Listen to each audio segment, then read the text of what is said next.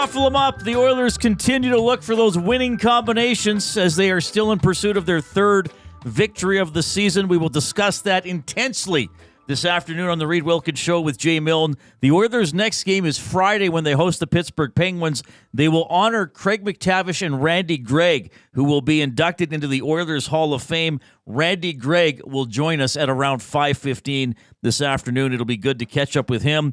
The Oil Kings on a long bus trip for a long road trip. Their GM, Kirt Hill, will tell us how that is going. We're happy to hear from you as well. Of course, the EST inbox is 780-218-9999. You can jump into the nasty chat on YouTube. If you are doing that, if you spend any sort of time interacting with or watching on YouTube, give us a thumbs up.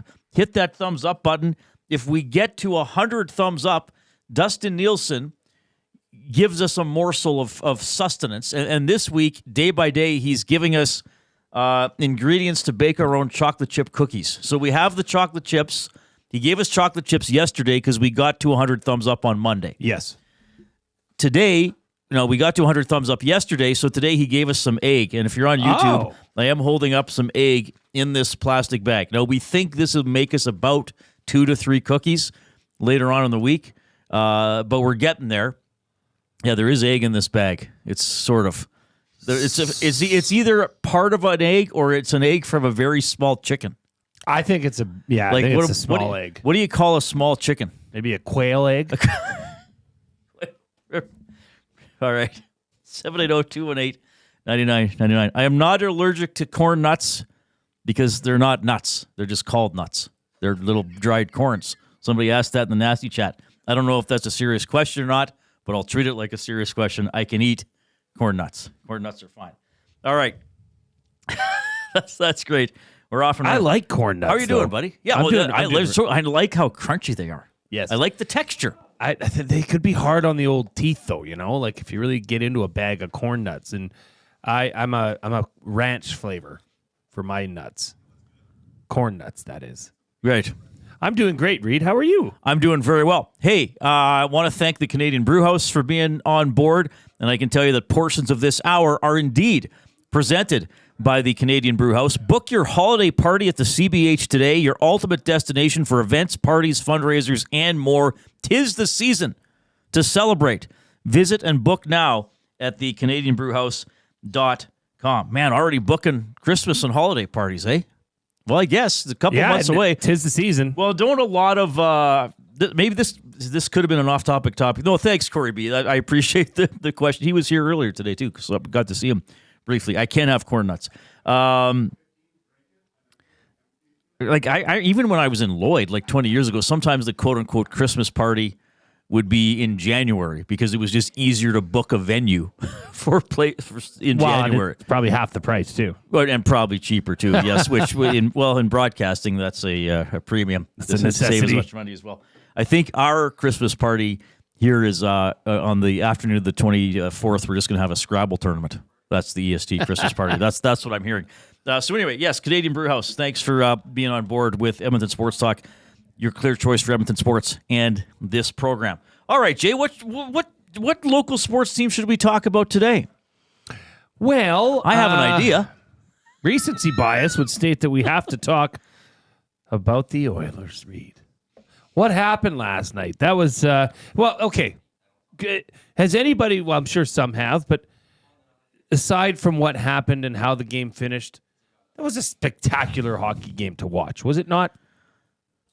I do, and Rob and I sort of had to do this at times as doing 82 games a year, that sometimes we would try to detach ourselves a little bit or just, remind people, hey, you know what? You watch sports for entertainment, and that was an entertaining hockey game. That was very it's hard to tell Oilers fans this, or the fans of any team when they're heavily invested, as Oilers fans are.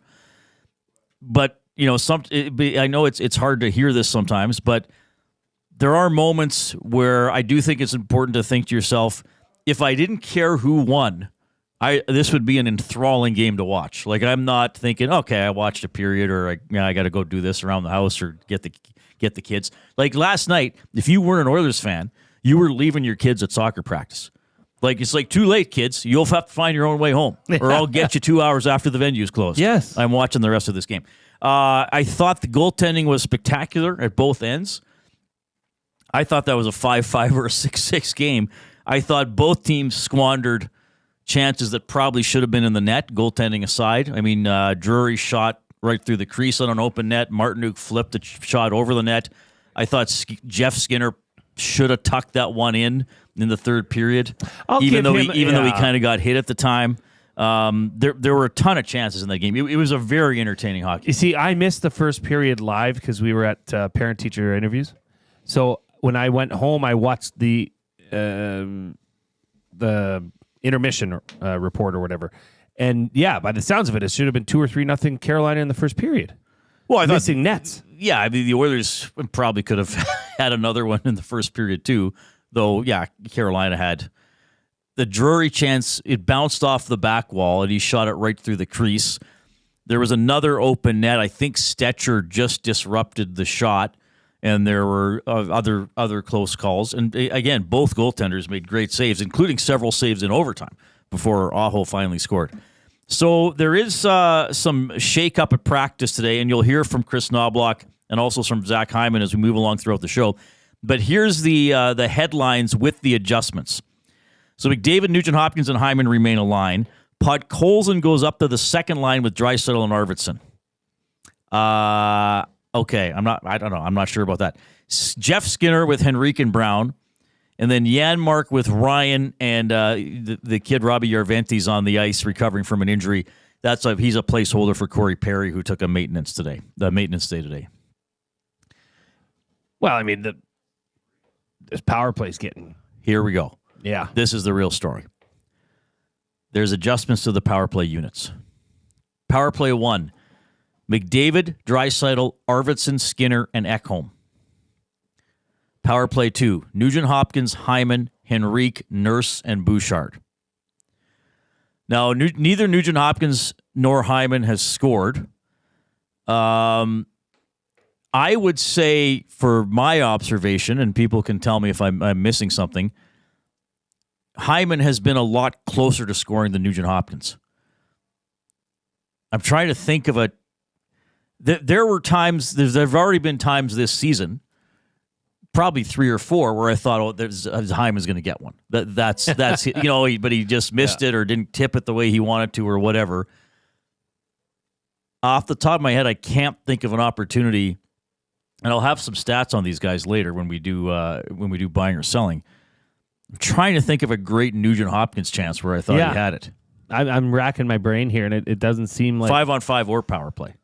He's had the opportunity to try that, just at the top of the circle snapper on the power play, but he's seemingly passing those opportunities off. Right. Try one. Like David did it last night. What a glorious goal that was, by the way. Okay, let me ask you a question, Reid.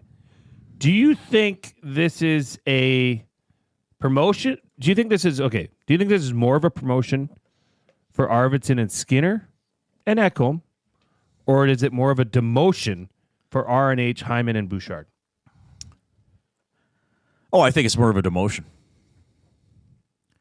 Because if McDavid and Draisaitl are still on the same unit, you would still think that unit's going to play over half the power play, if not almost all of it, as they often wind up doing. Yeah. But Arvidsson hasn't scored. He did have the one disallowed goal, and as I've said numerous times, I don't have a problem with what he was doing on that goal because he was doing the right things. He just didn't quite execute his positioning. Jeff Skinner, he was pretty heavily criticized. I know Craig Button on the Nielsen show still during the preseason, maybe it was after the preseason, really kind of ripped into him. Yes, that he didn't show a lot. He's been around the puck. I mean, I don't think he's an overly heavy player in terms of the way Draisaitl or Hyman can play just heavy on the puck. Like I talk a lot about puck protection. But he's kind of been around it, and he's got a quick shot. Ottinger played a great game on the weekend, but if you're an Oilers supporter, you're thinking Skinner's got to finish that backhand that would have made it 3-2 Dallas late in the game. Jeff Skinner. Jeff Skinner on the offensive end, yes. Okay. Thanks for clarifying. And then last night, Jeff Skinner had 3 grade A scoring chances in 10 seconds in the third period. The pass in front, then the other pass in front, then he gets the puck behind the net and almost stuffs it in. That play seems odd. It did not seem like he had a way to get to the front of the net and try stuffing that puck from behind the net. Yeah. But somehow he got there. Now, Corey B asks, and he says, what has Arvidsson done to deserve PP1? Nothing. And I don't think it's as much to do with what he has done, but it's what RNH and Hyman have not. Right? And we'll see. As everybody knows, I'm usually pretty calm, and there's a lot of season left. But I would say I'm a little disappointed with Arvidsson. Are you? Yes, and then quite frankly, he might have been played better the first couple of games when the team around him wasn't. He's got 0 goals. So does Nugent Hopkins. Okay, I'm not saying I'm not disappointed in Nugent Hopkins. I'm talking specifically about one player. I talked about this with Tom last night because I didn't think that line was great last night. I did think they had a couple of good shifts. Like, don't get me wrong, but I thought there were portions of that game. If McDavid's line was on the ice, it was advantage Oilers. If the other 3 lines were on the ice, it was advantage Hurricanes. Now, again, I mean, Skinner, the one shot Skinner had went through a defenseman under the goalie and went wide by an inch. Sometimes that's going to go in. I mean, there is some puck luck and bounces involved. But I also thought, and I still think we'll see it from him, but I thought Arvidsson would be a little bit heavier on the puck and heavier on the forecheck. I haven't felt... And again, maybe I'm wrong. Like if a nasty says, no, Reid, you're forgetting about this play or whatever, I get it. But I feel like I haven't seen Arvidsson go in on the forecheck, ass over the puck, his back to his defender and just hang on to it and grind. But would it be fair to say that he's been around the play a lot more or involved in the play? I guess I'm trying to compare it to somebody else on this team.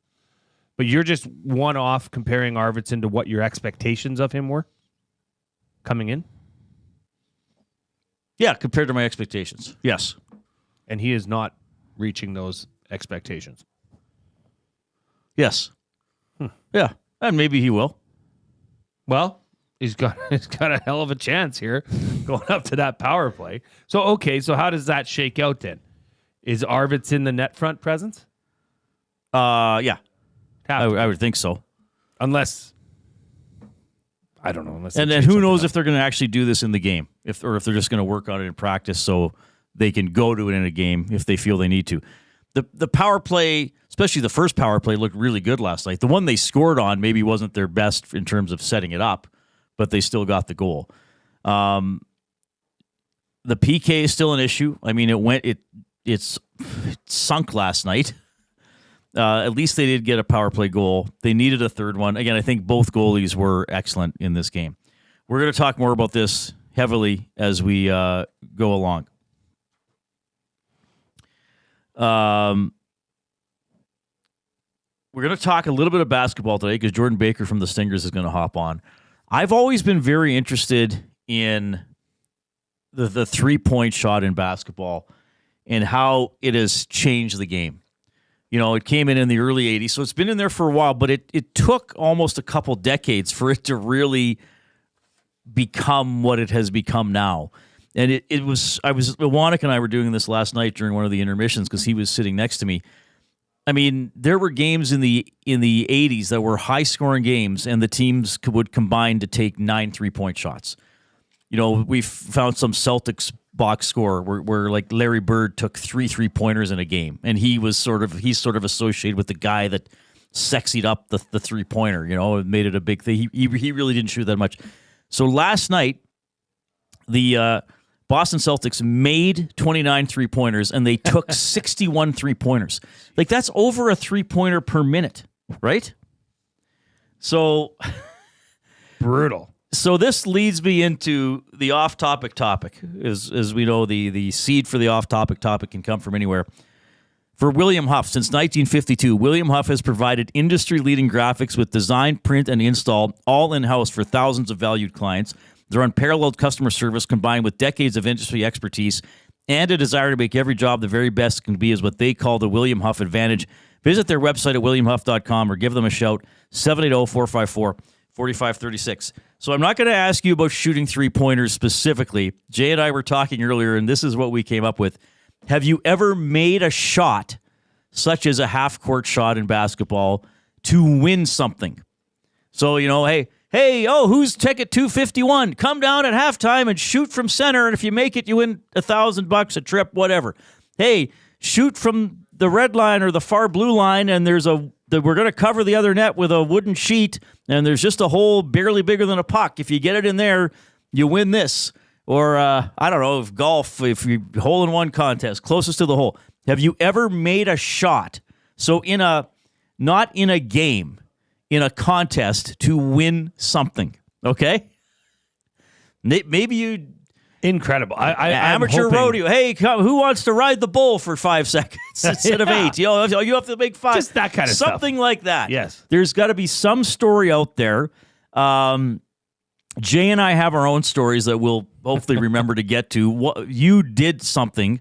I observed something. You oversaw something. I didn't, but I was accused of not overseeing it properly enough. So anyway... Big Maple already in there. Made a 75-foot putt for a new set of golf clubs when I was 12. But you got to give us Big Maple. We love you, but I like details. We need context. I like details. I like a little bit of a story. So I realize people are probably eager. I got to type it in there. It's not first come, first serve. Yeah, if you want to get a larger story about it, just text into the EST inbox at 780-218-9999. Or email me, Reid at edmontonsportstalk.com if you're on your computer. It's convenient. So I think even if I know it's probably rare that somebody has done to actually get the winning shot, but I think if we do get some stories, they'll be pretty good. Well, Matt at the Garrison says hole-in-one for $1,000. See, you gotta tell we us need more to that story. Where, the club, the distance, the weather conditions, how you got in it. Like Matt at the Garrison. Yeah.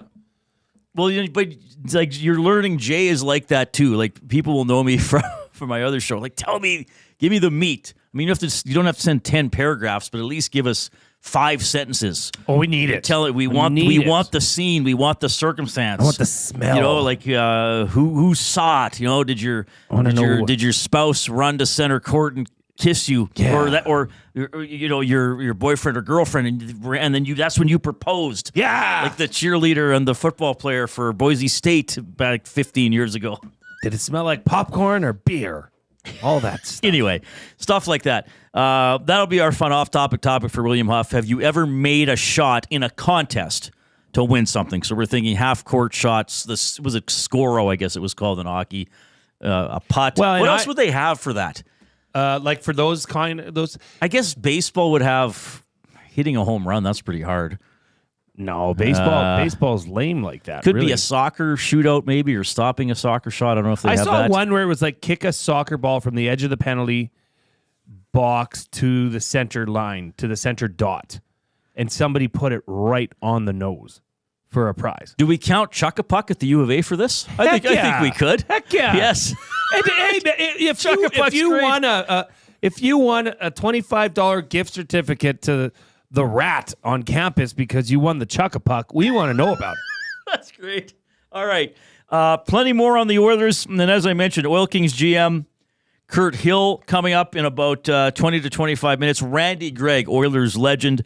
He's going to be inducted into the Oilers Hall of Fame on Friday. He'll join us at around 5:15. So put that in your day timer, please.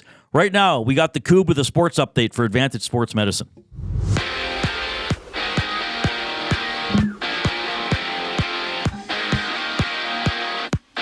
It's a back-to-back for the Caps and Flyers in the lone NHL game, with the Caps beating the Flyers 4-1 yesterday. Robert Thomas of the Blues fractured his ankle last night after blocking a shot against the Jets and is expected to be out 6 weeks. While in Utah, the hockey club will miss Sean Durzi and John Marino, with both players undergoing surgery. Durzi will be out 4 to 6 months, with Marino's timeline in the 3 to 4 month range. Raptors basketball is back when they battle the Cavaliers tonight. Other games see the Bucks tipping off against the 76ers, Suns meeting the Clippers, and the Magic visiting the Heat in Miami. Out in the NFL, Cooper Kupp of the Rams comes off IR and has the ability to play tomorrow, while Andy Dalton will miss this week's game for the Carolina Panthers after spraining his thumb yesterday in a car accident. For the Panthers, Bryce Young will step in as the starter when Carolina takes on the Broncos, and Spencer Rattler gets a call this week for the New Orleans Saints. This sports update has been brought to you by Advantage Sports Medicine and Physiotherapy. Get treated like a pro with their highly skilled crew, whether you're recovering from an injury or looking to enhance your performance. Advantage Sports Medicine and Physiotherapy uses the same locker room approach trusted by the best in the game. Find them online at AdvantageSportMed.ca. Right after the break, the Reid Wilkins Show continues. I'm Zachary Kubish, keeping you up to date.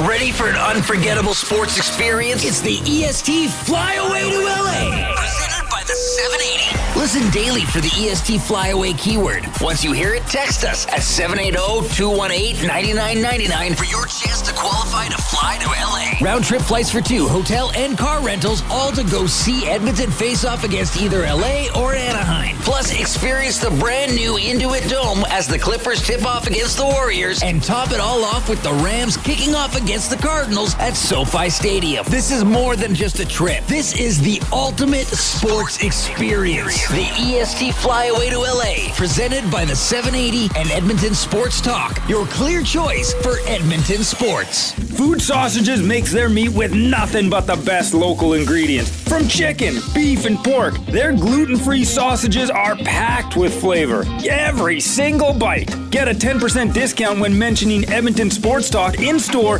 or use the code EST when shopping online at fugesausages.ca. Plus, you get free delivery on orders of $100 or more. Find them at 6736 99th Street. Fuge Sausages. You can't beat our meat. Hey Edmonton, ready to take advantage of lower rates and better pricing? South Fort Chevrolet in Fort Saskatchewan has you covered. From rugged trucks to sleek SUVs. And with over 40 years in business, you can trust that you're getting the best deal on your new ride. As the proud title sponsor of the Nielsen Show, EST listeners can drive a little to save a lot with South Fort Chevrolet's transparent pricing and down-to-earth sales team. Visit us today in Fort Saskatchewan or online at southfortchev.com. Don't feel like working? Join the Hangout. You never know what you might hear. Weekday mornings 9 to 11 on EdmontonSportsTalk.com.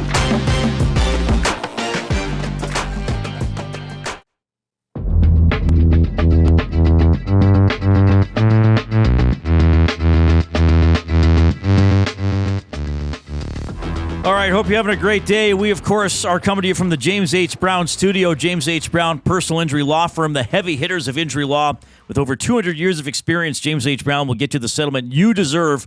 JamesHBrown.com is the website. You can book your private consultation today. Appreciate you tuning in. All right, so the Oilers, what's their record now? 2-4-1. They are not scoring a lot, so we are going to get into buying or selling for Damon Bunting, a consistent top-producing realtor in Greater Edmonton and among Western Canadian RE/MAX realtors. He and his team would love to help you find that right home or make the move from your current one. Community-driven, he understands what it takes to make a difference in our city. Check him out online, DamonBunting.com, and Instagram, Damon Bunting Real Estate. So I'm going to throw this out here. Are you buying or selling that the Oilers are a mess offensively? All right?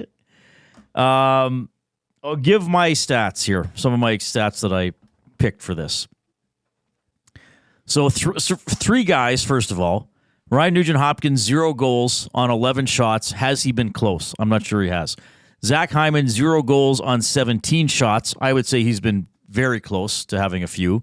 Including if he scores last night on that 2-on-1 when he cut in and tried the backhand, it's 3-1 Edmonton. Yes, there still would have been about 17 minutes left, but they would have answered Carolina's goal a minute 10 later. Yes. And that would have been deflating for the Kings. Great save, though. Yeah. Oh, yeah. But he was finishing a lot of those last year. Yep. Arvidsson, no goals on 11 shots. The Oilers are scoring 2 goals per game, okay? And one of them was an empty netter. So goals on the goalie would be a little bit under 2. That is 31st in the NHL. Goals for per game. Just raw goals for as a total with 14, they're 29th. Now, here's why I continue to say that things are going to improve. Power play and otherwise. The Oilers' shooting percentage is 6.2. They have 14 goals on 227 shots. So, again, that includes an empty netter. 6.2%. Last year, the Oilers had a shooting percentage of 10.6, which was 10th in the NHL. I mean, their shooting percentage this year is last. So, now, when I give numbers, I try to give some context. So the context I'll give for the shooting percentage is not just what they achieved last year. It's that the worst ever shooting percentage in the NHL, you would have had this stat a couple weeks ago, the worst ever shooting percentage in NHL history since they started tracking the stat was Arizona in 2014-15, and they shot 6.9%. So to shoot under 7% on a stretch of games happens. If they did that for the full season, they'd literally be the worst shooting percentage team of all time. So they're not going to go 6.2%. The goals will start to go in, but it has to start somewhere. We talked about the line combinations being shaken up today. I'm not sure what Colson has done to get promoted to the Draisaitl and Arvidsson line. Maybe that's more, they think, Skinner with Henrique and Brown. I mean, Brown actually hasn't been bad, and he actually has scored. But there are some, as much as we talk about other areas, and last year, okay, I won't just say last year, when this team has struggled in the last 5 years since they've become a perennial playoff team, right? It's usually been the defensive side of the puck. Goal prevention, whether you want to lump in goaltending, defensive play, or whatever. And I'm not suggesting that part of the game is perfect, but I actually believe a bigger problem for this team through 7 games has been the offense. Well, compared to last year, yeah, you could say that. I think I think their offensive players are a mess defensively. The players that are supposed to be offensive players. And you know what? I feel like there seems to be a lack of communication on the ice with this team. Okay, so do you want to show these goals? Yeah, sure. Okay, so video from last night, courtesy Sportsnet. Let's roll the Canes tying goal here. I wish we could make that bigger on our screen. So it's kind of a 3-on-4 that becomes a 2-on-4. Janmark came off the bench, and he said in his post game that he came off the bench and wasn't able to get back into the play. Carolina's coming with a lot of speed. But see, there's the thing. Like, Janmark comes onto the ice. He's in position to pick up the player that's breaking out, and then he just loses him. Stops skating and starts gliding. I think... Look, right here. Yeah. Go to him. And then stay with him. Well, he kind of swings a stick at him. Maybe he thought Nurse was going to get him. Nurse has to come over. Quite frankly, Dermott in that play was totally in no man's land. Well, Dermott was caught pinching way too high. And then, yeah, like you said, it would turn into a very quick, like right here, the pinch on the bottom of the screen. Yeah, see, Dermott can't be above that attack, that other attacking player. He's let a Carolina player get in behind him. And then it's a great pass. And then I think once they got in, then Nurse, I think by the time he realized, I think Nurse thought, well, I got to get over there because Dermott's not over there. And then the guy goes in behind Nurse and tucks it in. One could argue that there was 2 backdoors on this play. The first one was the backdoor behind Dermott to break it over the blue line. Yeah. So, amazing pass, amazing finish. But, Carolina did well. You got to attack with speed. But again, that's really, I know there was a third Carolina player there, but really it's a 2-on-4 that a guy wound up, he's behind the goalie when he taps it into the net.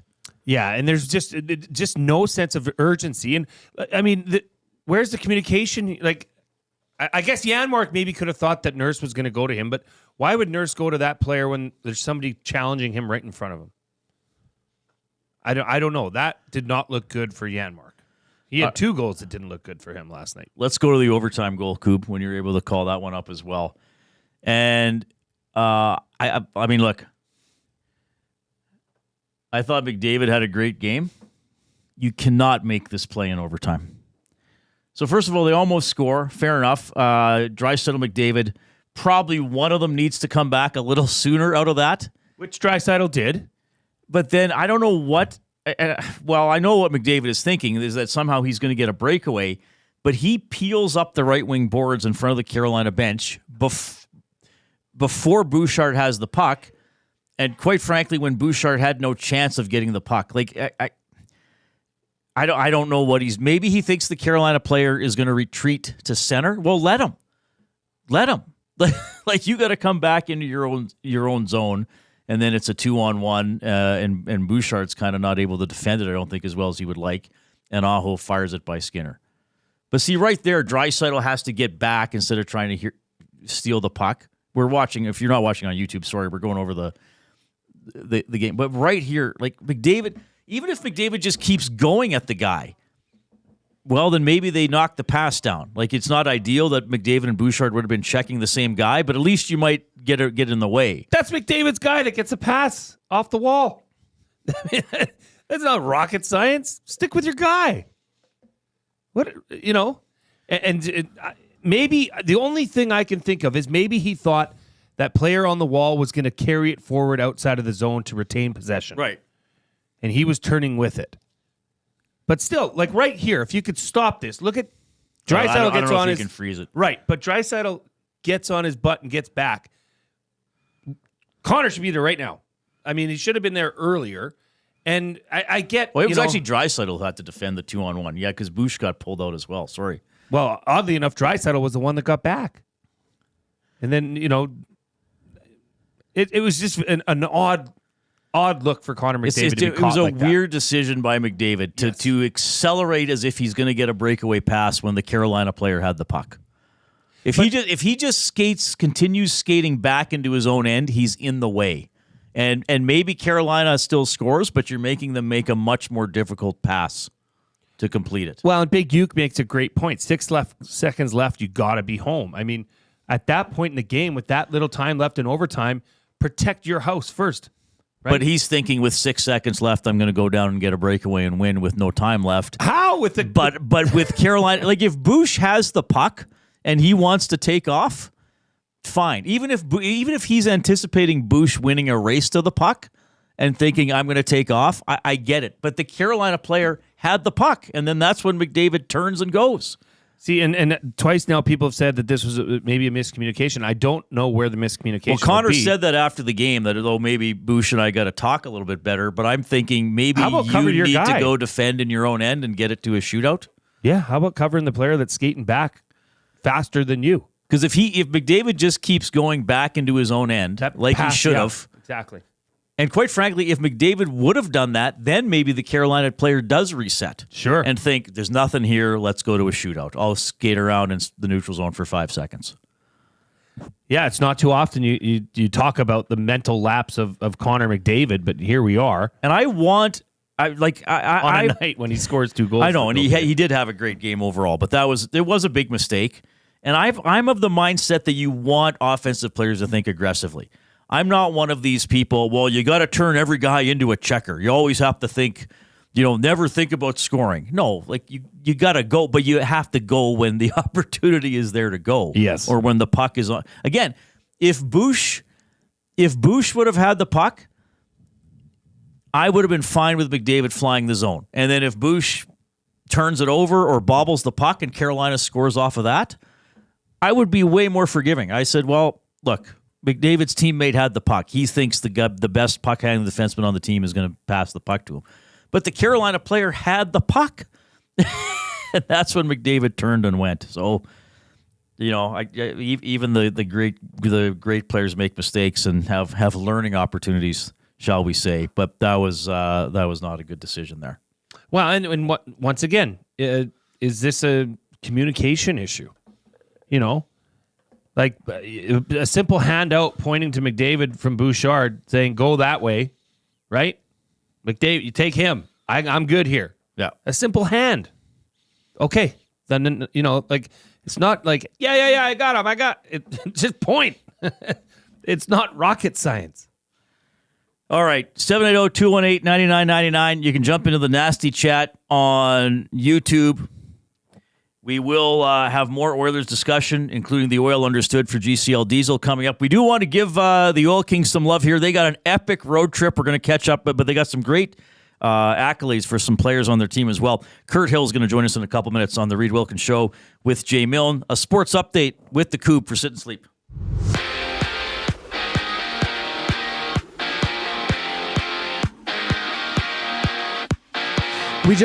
We got just one game in the NHL with the Flyers and the Capitals for a home and home, with the Caps beating the Flyers 4-1 yesterday. It's opening night for the Raptors when they tip off against the Cavaliers elsewhere. The Grizzlies play the Jazz. The Warriors face the Trailblazers, while the Hornets visit the Rockets in Houston. LA Rams take Cooper Kupp off the IR, with him having the possibility of suiting up tomorrow night. Bryce Young will get the start at quarterback for the Carolina Panthers after Andy Dalton sprained his thumb in a car accident yesterday, while the Browns call upon Spencer Rattler to face the Chargers. The Browns also give Jameis Winston the call this week at quarterback. This sports update has been brought to you by Sit and Sleep. Sit and Sleep. The wait is now open. Celebrate with 20,000 square feet of savings on the trendiest furniture, home decor, and mattresses. Apply for your Sit and Sleep card today to make no payments for 18 months interest-free.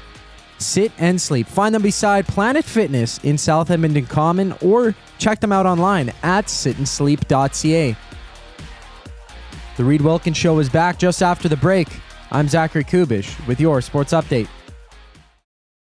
The grand opening sale at Sit and Sleep is almost over. This is your last chance to take advantage of the special introductory sale prices on all mattresses. Stop in today for a free pressure point scan using cutting-edge technology so sleepologists can identify the perfect mattress for you. Right now, get free local delivery on any mattress over $7.99 and receive a free bamboo cooling mattress protector. Enjoy grand opening savings with every mattress on sale. Join us on location today for the final celebrations at Sit and Sleep in South Common next to Planet Fitness. Don't miss out the grand opening sale ends soon. You want the heavy hitters on your team, both on and off the ice. If you've been injured in a car accident, call the heavy hitters of injury law. James H. Brown and Associates, Alberta Injury Lawyers. With over 200 years of combined injury law experience, their precedent-setting lawyers are ready to help. Locally owned and proud Edmonton Oilers fans, James H. Brown and Associates wants to support you with their unrivaled experience, unrivaled results, and unrivaled commitment. When accidents happen, head to jameshbrown.com. A&W has a deal for you. What's better than one A&W Mama Burger made with a perfectly seasoned grass-fed beef patty topped with pickles, a slice of onion, ketchup, mustard, and teen sauce served on a toasted sesame seed bun? 2 Mama Burgers for only $9.99. You can enjoy 2 of these delicious, mouth-watering Mama Burgers for only $9.99 at participating A&W restaurants in Edmonton, St. Albert, Sherwood Park, and Devon. What a deal! And to make it even more convenient for you, most A&W drive-thrus are open 24 hours. Edmonton Sports Talk delivers a mass audience of key, influential customers to your business, all while you associate your company brand with the biggest names, the hottest sports news, and teams from every league around the globe. It's where fans go to get their sports fix and where our partners find the most loyal consumers. Contact us today and see how our team on Edmonton Sports Talk can score the biggest goals for your business. With various advertising options available, email business@edmontonsportstalk.com or head to our website, edmontonsportstalk.com.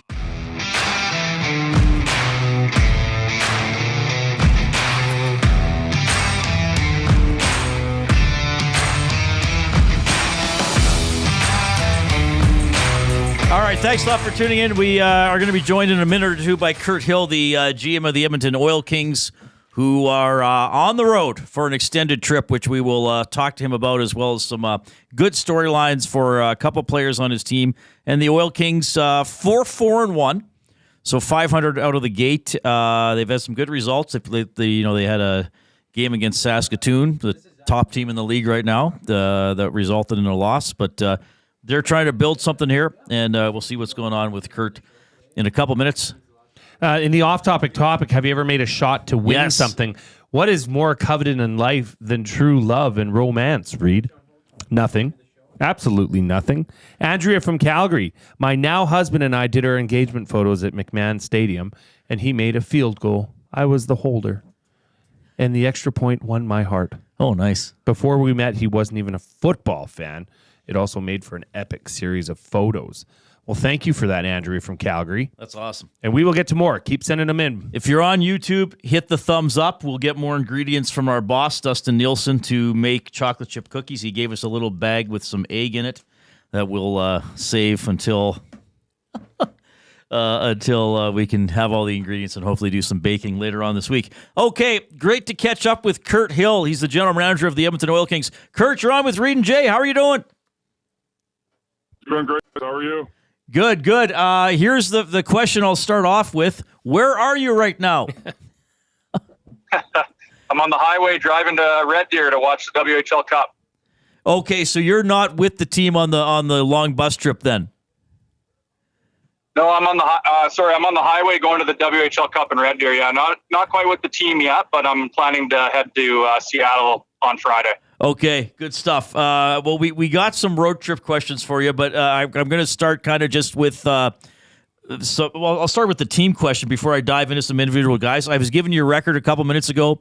4-4-1. I know you've played a couple of really tough opponents along the way. How do you feel about the team's performance so far? Yeah, no, I've been happy with it. I mean, we had a bit of the first weekend we were missing a lot of our players still, like a lot of teams, and unfortunately couldn't get a win. But since then we're 4-2-1, and it's the goals have started to come now, which we were a little slow with out of the gates, and our defensive core has been playing really well, and we've gotten some good goaltending so far. So very optimistic in the direction the group's heading in right now. Blake Fiddler, he's been a great story for you guys ever since he joined the organization. He's been named to Team CHL for the CHL USA Prospects Challenge. This is going to be in London and Oshawa at the end of November, and we got to interview Blake 3 or 4 weeks ago on this show. He's quite a hot prospect for you guys, isn't he?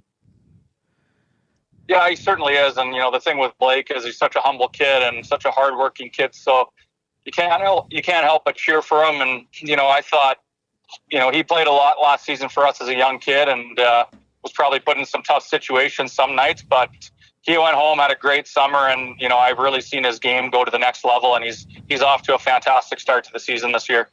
All right. And he has been named to the NHL Central Scouting watch list, as have Hudson Perry and Lucas Sauchin. Can you tell us a little bit about Hudson and Lucas, too? Yeah, Lucas, obviously the brother of Grayson, who we have on our team, a player that decided to come to the WHL at the start of the season this year from the USHL. And, he's had a great start to the year as well, and still trying to acclimatize to the league a little bit. But, reminds me a lot of his brother in the things he does. He's very dynamic with the puck.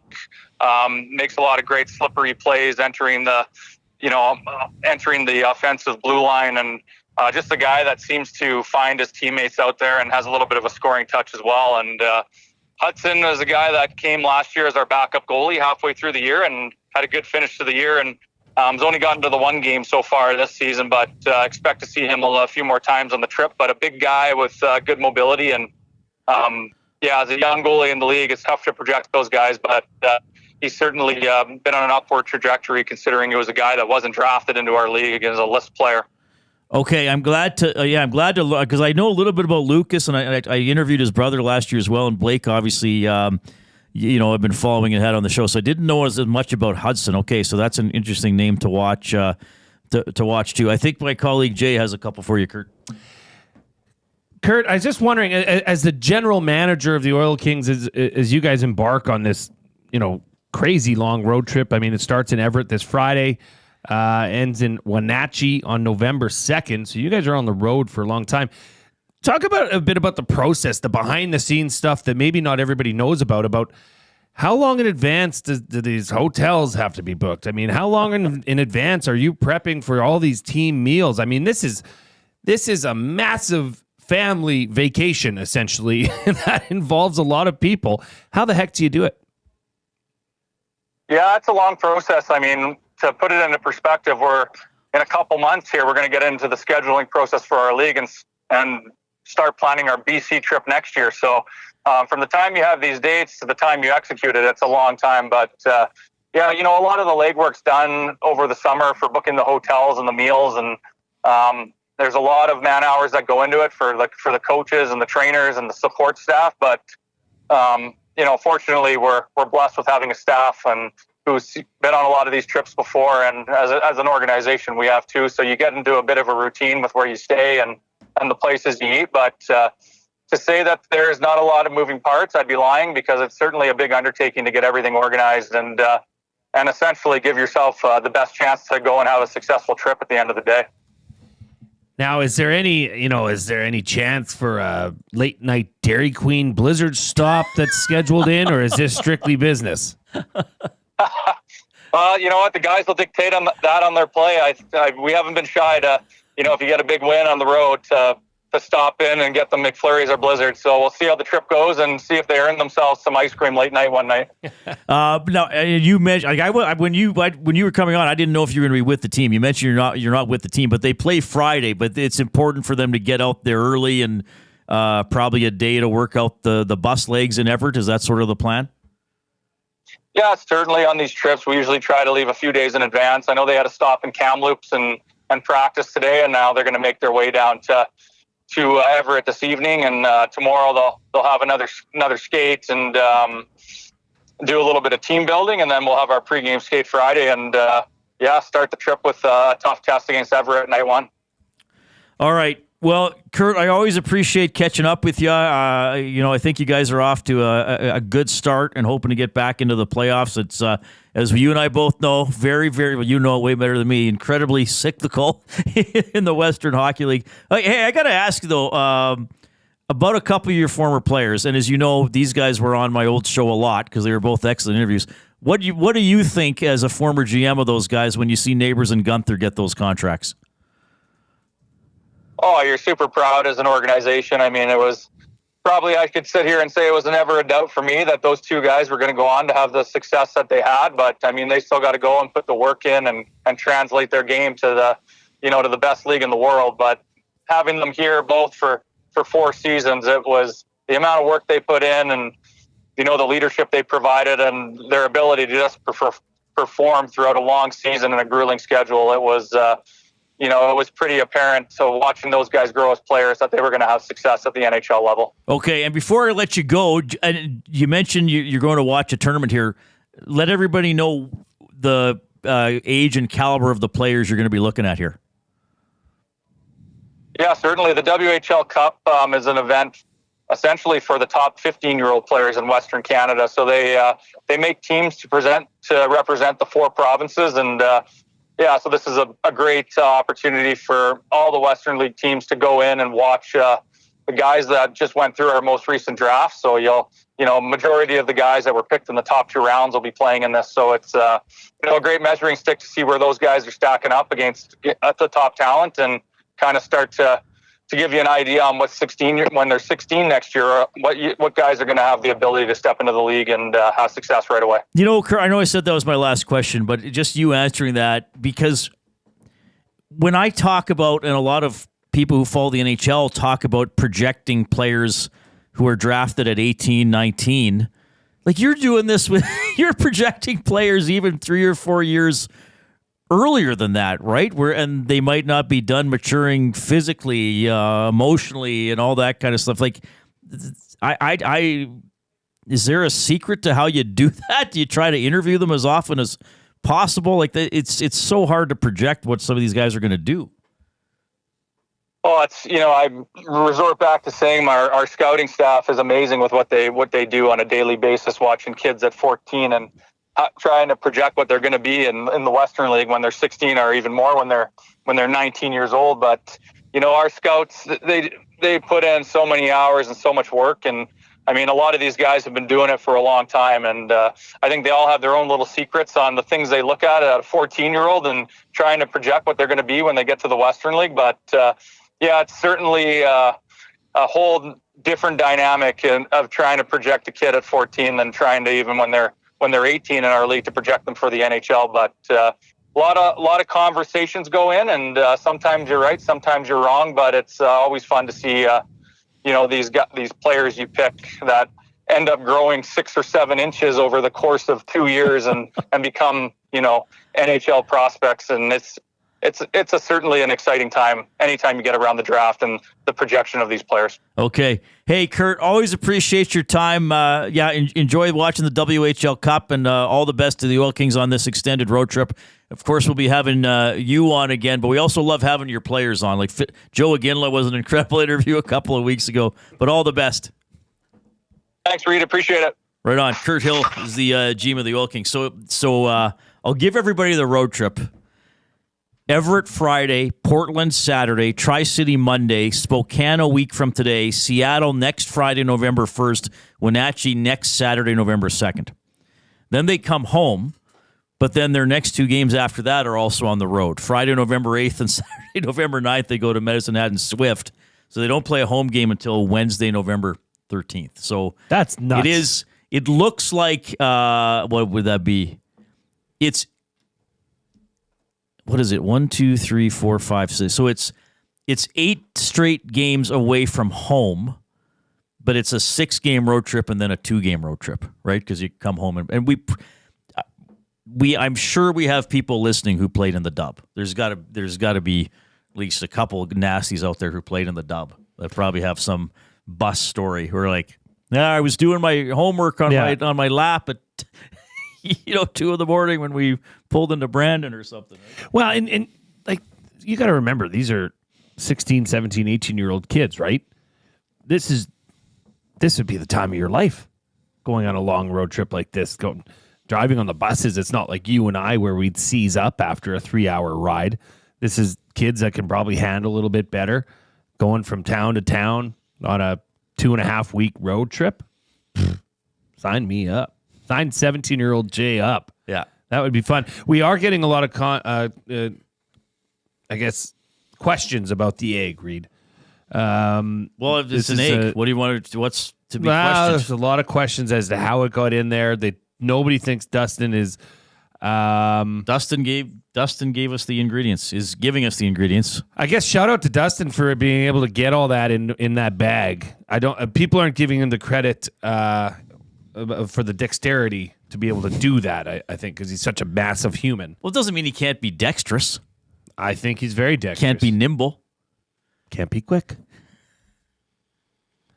Okay, so a couple other people have chimed in with their off-topic topic. So Big Maple, off the top. He was the first one that sent it in, said he hit a 75-foot putt for So this was at his local club back east. They would run a contest for juniors every summer for a set of back-to-school clubs. You had to play a minimum of 3 rounds per week from June to August, and the last weekend in August, they would take everyone who qualified, have a big tournament with tons of smaller prizes, and the final putt, in quotations, to the season for a chance to win the clubs. You got 3 shots to try and win, and there were 26 kids in it. I was the 5th kid to putt, and I drained it on my 2nd one. That's awesome.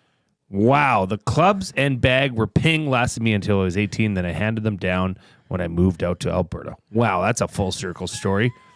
That's a good one. Amos Moses said they were at a Winnipeg Sea Bears game, and the guy sitting behind us and his daughter in her 20s saw my son. Oh, they were at a Gold Eyes game, and they saw the son's Sea Bears shirt and told us that the daughter had been called out of the crowd at the Sea Bears game the weekend before to pick the 50-50 winning ticket. So she's at half court picking, out of a big barrel or whatever. Right. She went out to half court to pick the winning number and chose her own ticket. Oh, jeez. She won $7,000. I thought the odds of pulling that off were pretty wild. And you wouldn't believe it, Reid.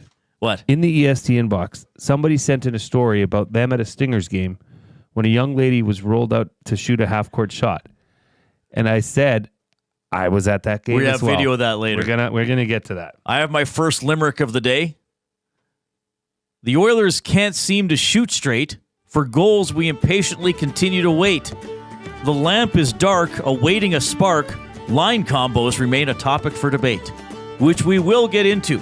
Keep that going, Zach. We ain't done. I'm going to get into mine. I might as well rip mine do off it now. here. Okay. Maybe the Oilers simply need to talk more.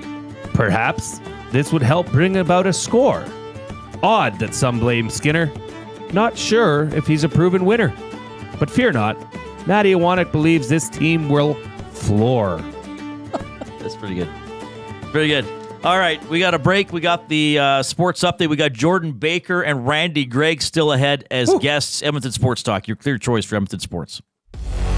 Get to know the winners, props, plays, parlays, and more with Nielsen and Hustler. Weekday mornings at 11 on The Lock Shop. Only on EdmontonSportsTalk.com. Conveniently located 10 minutes west of St. Albert, Wheeler's RV Storage will provide you with safe, secure storage for your RV, boat, or whatever you need to store. Open 7 days a week with gated keypad access and extra large stalls. Now is the time to take advantage of their limited time offer. Buy 6 months and get 1 month free. Now's the time to go to WheelersRVStorage.com. That's Wheeler's RV Storage. Safe, secure storage. Visit them today at WheelersRVStorage.com. Celebrating 70 years in the signage industry, William Huff Advertising is the most recognized name in the game. An in-house, one-stop shop for all of your design, print, and installation needs. William Huff provides quality graphic solutions for everyone. Here in our City of Champions and throughout the nation, they are the preferred signage partner entrusted by many of the biggest corporations, pro sports teams, and organizations to bring their identity to life. Recognize the name, get in the game. WilliamHuff.com. The Canadian Ice House is taking your sports experience to a higher level of ultra cool. TrackMan golf simulators are now open at the Ice House, an immersive and realistic golf experience in the heart of downtown Edmonton. Visit thecanadianicehouse.com. GCL Diesel has been serving oil country since 1972. From diesel cars to SUVs to pickups. From farm tractors to school buses to a big rig. From diesel generators to forklifts, GCL can test, troubleshoot, and repair all diesel fuel system components. Whether it's injectors, pumps, turbos, filters, or additive, GCL has the parts you need to keep your diesel running the way it should. For genuine diesel parts at wholesale prices, visit GCL Diesel in the West End or online at GCLDiesel.com. GCL Diesel. Diesel understood.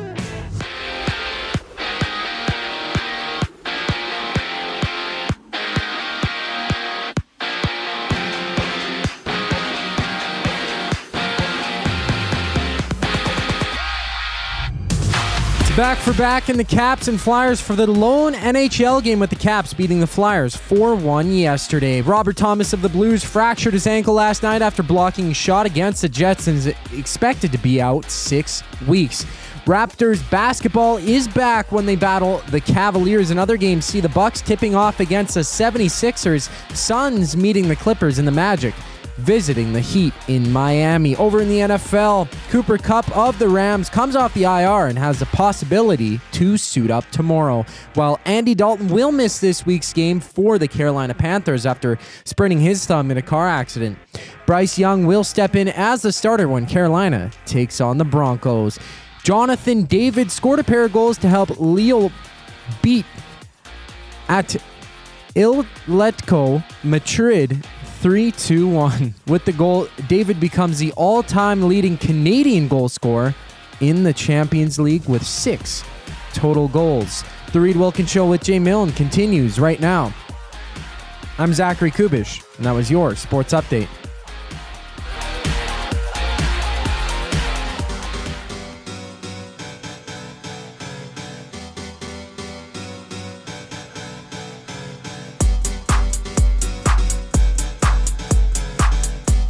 All right, good to have you tuning in this afternoon. Of course, the Oilers' next game is Friday. The Elks' final game is also Friday.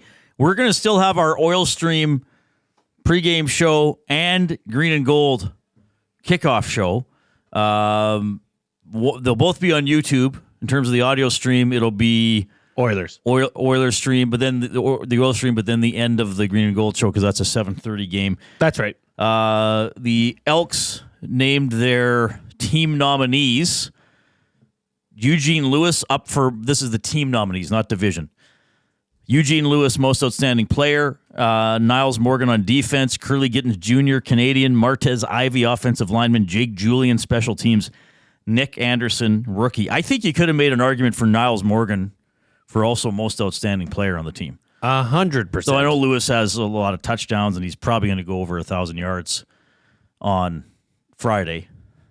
Yeah, but he has not been their most regularly, their most consistent player. Yeah. Where Niles Morgan's been there every game, day in, day out. Nick Anderson is a lock for Rookie of the Year. In the league, you think? Uh-huh. Okay. And yeah, I He'd don't probably be well, Morgan might have a shot. Well, there's some good defensive players too. Who's the guy on Winnipeg that Dustin always says? Milligan, yeah. Yeah, he's probably going to, just because he's got so many interceptions, right? Right. Quickly, before we get to the Oil Understood, Matt Hyman is asking about Daisy the Duck, which earlier on in the life of this program you were giving daily updates on. Is there anything going on for the farm report with Daisy the Duck? Well, I'm happy to report that Daisy the Duck is now dead. No, I'm kidding. I'm kidding. Happy to report. I didn't know you were joking for a second. Okay. No. You know, Daisy the Duck. Actually, so Daisy the Duck migrated out to the duck shed with the other adult ducks. She had grown enough. Like, if you're looking on YouTube, when I was sending videos of her, she was probably this tall. Like, what are you, about 7 inches? Yeah. Okay. Now, she's at least 2.5 times that. Oh, wow. They grow so fast. She's got feathers. Yeah. Is she talking? Yes. All the time. We talk every morning. Blue guy, I want duck food. But she's good. Now she's been accepted by the crew, so it's all good. Now okay. How long? Do you want me to get into something else? Because we inherited. We got to do. Well, I know we inherited a bunny. Okay, we can do the bunny quickly. Quick bunny. My wife story. was out over the weekend and she was feeding the animals, and the dogs, chase something out from behind some of the bales, and then this bunny rabbit runs out and then escapes into the hay shed, and it puts itself behind some pieces of wood so the dogs can't get at it. The girls, my daughters and her, come running in, and there's a bunny in our. We got to catch this bunny.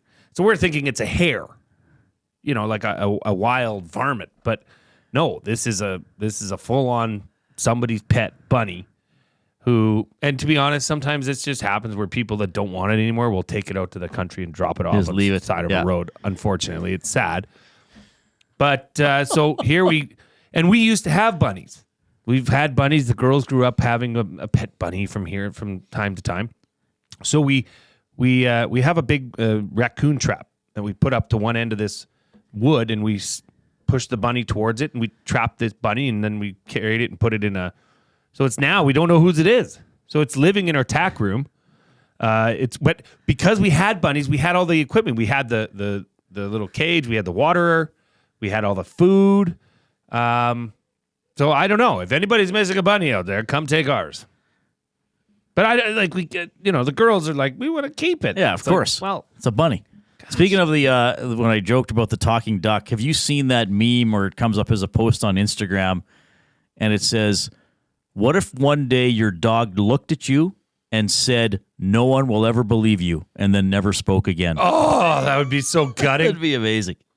That would be awesome. I think it could happen. I think if Coop the corgi spoke, Coop. he would say, "Where's Reid?" That's what he would say. Yeah. All right. Say, what happened to my legs? Why am I so short? 780-218-9999 is how you jump into the EST inbox. You can chat with us and mostly with each other in the nasty chat on YouTube. If you're on YouTube, hit a thumbs up. We do have 100 thumbs up in sight, which means we get another ingredient for chocolate chip cookies from our CEO and host of the morning show, Dustin Nielsen. Oilers are 2-4-1. Overtime loss last night to the Hurricanes, and some changes today at practice. It is time for the Oil Understood, presented by GCL Diesel, providers of the best diesel engine components around, from turbochargers to injectors, fuel pumps to sensors. They are the critical engine component experts, proud to serve Edmonton and Northern Alberta for over 50 years, and now a proud partner of Edmonton Sports Talk and the Reid Wilkins Show. GCL Diesel. Diesel. Understood. All right. So just to recap here, the power play units have changed, which really means the first power play unit has changed. McDavid, Draisaitl, Arvidsson, Skinner, and Ekholm on the first unit. The second unit has Nugent Hopkins, Hyman, Henrique, Nurse, and Bouchard. Head coach Chris Knobloch today asked about the power play changes. I was just get an opportunity to practice it and give us some different looks. To think that we can replace the first unit power play that we have and be better. I don't think that's necessarily the case. I think that it's good to have some flexibility, whether maybe it's injury or another team with a pre-scout, maybe a power play that goes a little bit longer and you want to make some switches. I know this team has in the past traded out guys. I know just recently Bouchard took over for Tyson Barrie, mid-power play often, Kane and Hyman, and even back farther with Chase on and Neil. There's been all that, and that's kind of what we're thinking on, and maybe having some different looks, but not replacing our top power play unit. All right. So it remains to be seen if these will be used in the game on Friday or at any point. So I guess to break it down quite simply, two possibilities. They start the game this way on Friday, or they start the game with the traditional number one power play unit, and if it doesn't score, then maybe the next time they roll out these where Knobloch says, all right, enough. Now, again, they did score yesterday. I think they will score. I mentioned the team shooting percentage. I guess the debate is going to be, if you're going to change the power play units, is this how you would change them? I think somebody posted, why not Perry on one of the units? Maybe he would be. He didn't practice today for a bit of a maintenance day. But McDavid, Draisaitl, Arvidsson, Skinner, and Ekholm. See, to me, it's interesting that they broke up. They took Bouchard away from McDavid and Draisaitl and put Ekholm back there. Why not? What has Bouchard been doing back there that would say he belongs there right now? He hasn't been shooting the puck. That's his greatest asset on the power play. So if you're not going to let it fly, at least try it some other way. Now, what about, because that answer that Knobloch gave was not, it was, I'm not going to fill you in on that. And then he went down and named previous, which is impressive. He knows the team back 5 years while coaching them. But was that, is this a bit of gamesmanship going on? So as to, as Pittsburgh played in Calgary last night, they have a few days off here before they play in Edmonton. Is there something to be said about that, Reid? Yes, this could just be, okay, guys, wake up. I will do this. Maybe I'm not going to do it in a game, but I want you all on the ice together because I might do it in a game at some point. It doesn't mean I'm going to start that way on Friday. I mean, from your experience playing football, does every play that gets practiced get used in the next game? Probably. Almost never. Right. So this could just be, okay, guys, seriously, we don't have a great percentage, even though we scored the last game. Maybe Knobloch is saying, or Gulletson, I still want a little more. And he's saying, okay, if something gets introduced in a game, a player will sooner have practiced it. So if he all of a sudden says, okay, guys, McDavid, Draisaitl, Arvidsson, Skinner, and Ekholm are up on the power play, at least they can say, okay, yeah, we ran that practice together. We kind of knew this was coming. And who knows, maybe Perry would be on one of the units, though I don't know. I don't know. Then who would you take off, right? Yeah, would you take Arvidsson off? I still don't know. I guess maybe to your case of, that you've been underwhelmed by the play of Arvidsson. You probably wouldn't. Well, I mean, you could take Henrique off and have Nuge take the face-off, I guess. He's not an awesome face-off guy. What do you think about this, seeing Podkolzin on the second line with Draisaitl? Well, and Arvidsson? I don't totally understand that. I thought it was a tough. There was a shift in the first period. But what was it? Podkolzin, Ryan, and Perry got stuck out against the Canes' first line and just could not get the puck out. Well, I think the Canes changed too. Yeah, so that was a tough shift. I think Podkolzin has been okay. To me, I don't know if he's a top six player. And I mean, you got to remember this was a first round draft pick from several years ago that the Canucks kind of almost gave away. I mean, it's not like the Oilers had to give up a lot to get him. I think he's a bit of a. Well, I was going to say he's a bit of an enigma. I don't know if he is an enigma. I think maybe he's just someone who's not going to score a lot. I do think he can forecheck. I do think he can hit, but I certainly don't think he has a ton of offensive ability. And if you want Draisaitl, Skinner, and Arvidsson to be a line, you have to give them a chance to be a line because they've been quickly broken up whenever they've been aligned. Now, again, we don't know how they're going to line up on Friday. This could be just for today. Let's see how even Bud Colson does in practice up there with those guys. But I'd sooner have Skinner playing with one of the better setup men, like McDavid, Draisaitl, or Nugent-Hopkins. Yes. Personally. Yeah. Actually, I believe during the preseason, we asked that same question. Do you think Skinner would be elevated because of his shot? Looks like he is. If Skinner would be elevated to PP1. Oh, to PP1. Sorry, I thought. Yeah, okay. Oh, yeah, you're just talking. Yeah, I'm Okay. still back on now that he is with McDavid. Right on that first unit power play. DJC, too many bobbles from Bouchard. He needs a little kick in the pants to be more focused and more precise. I would say that that's fair. I would say that that's a fair comment. Andrew says, how are we feeling about Bouch on the PK? He didn't look awful on it last night, but I don't think he plays with enough urgency.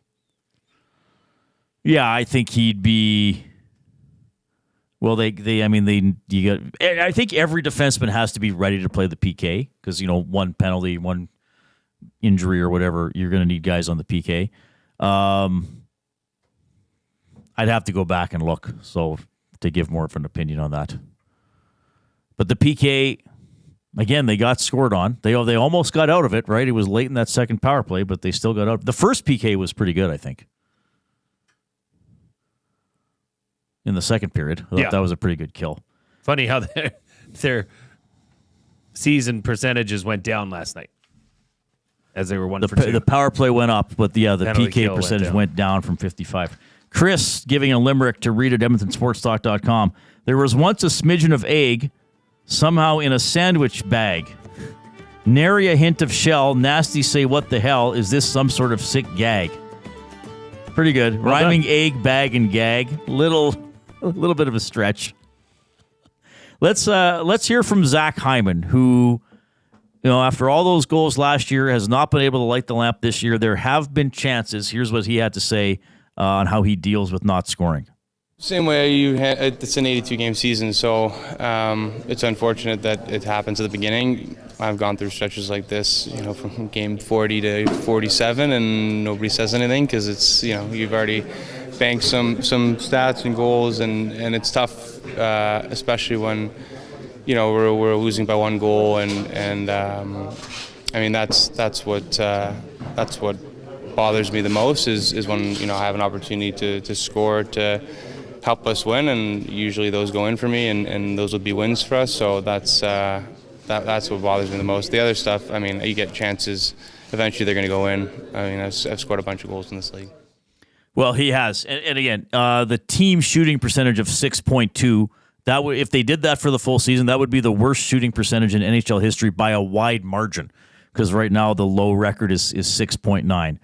So the pucks will go in, but if it's a big discussion point as to why they aren't, and we'll continue to talk about it here on Edmonton Sports Talk. Portions of this hour presented by the Canadian Brewhouse. NFL lives at the Canadian Brewhouse with Thursday Night Football and your chance to win a trip to the NFL home opener of your choice.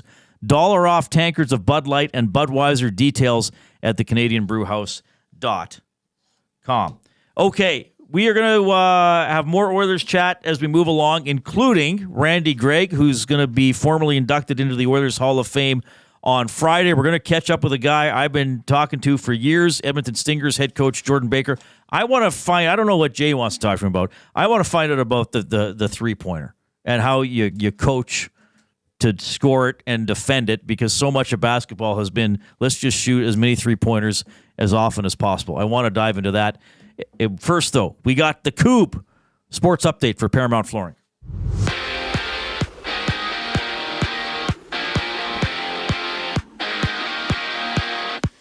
Just one game in the NHL with the Flyers and the Caps facing off. The Caps beat the Flyers yesterday 4-2 1. And it's opening night for the Raptors when they tip off against the Cavaliers. Elsewhere, the Grizzlies play the Jazz, the Warriors face the Trailblazers, and the Hornets visit the Rockets in Houston. Andy Dalton for the Carolina Panthers is out this week after spraining his thumb yesterday in a car accident. Bryce Young gets the call to start when they meet the Broncos. Out in LA, the Rams activate Cooper Kupp off the injury reserve, with him having a chance to play in tomorrow's game against the Vikings. Jonathan David scored a pair of goals to help Lille beat Atletico Madrid 3-1. With the goal, David becomes the all-time leading scorer in the Champions League with 6 total goals. Edmonton Stingers head coach Jordan Baker is up next. I'm Zachary Kubish, and that was your Sports Update. Ready for an unforgettable sports experience? It's the EST Flyaway to LA. Presented by the 780. Listen daily for the EST Flyaway keyword. Once you hear it, text us at 780-218-9999 for your chance to qualify to fly to LA. Round trip flights for 2, hotel and car rentals, all to go see Edmonton face off against either LA or Anaheim. Plus, experience the brand new Intuit Dome as the Clippers tip off against the Warriors, and top it all off with the Rams kicking off against the Cardinals at SoFi Stadium. This is more than just a trip. This is the ultimate sports experience. The EST Flyaway to LA, presented by the 780 and Edmonton Sports Talk. Your clear choice for Edmonton sports. Your brand deserves more than just a whisper, it deserves a buzz. At the Hive Product Marketing, they specialize in promotional products that bring the buzz. From eye-catching giveaways to unforgettable keepsakes, they got the perfect products to make your brand stand out and get noticed. Visit the Hive Product Marketing and let them create the buzz your business deserves. The Hive Product Marketing, the official merch partner of Edmonton Sports Talk. Visit them online at thehiveproductmarketing.com. If you've been injured in a car collision, let James H. Brown and Associates, Alberta Injury Lawyers, protect your interests. They'll be there every step of the way to help answer your questions and help you get your life back on track. Trust Alberta's precedent-setting injury lawyers with their unrivaled experience, unrivaled results, and unrivaled commitment. When accidents happen, call James H. Brown and Associates, Alberta Injury Lawyers, 780-428-0088, or go to jameshbrown.com. Gallo LLP is an Alberta-based accounting firm with expert chartered professional accountants in both our Edmonton and Sherwood Park accounting firms. Our experienced and innovative accountants provide financial advice that saves our clients money. Simply put, we help our clients protect their assets and grow their businesses. At Gallo LLP, they go beyond the numbers to ensure the continued success of your business. Reach out to Preet or John to discuss how they can help your business grow. Visit gallollp.ca today and see how they can help you take your business to the next.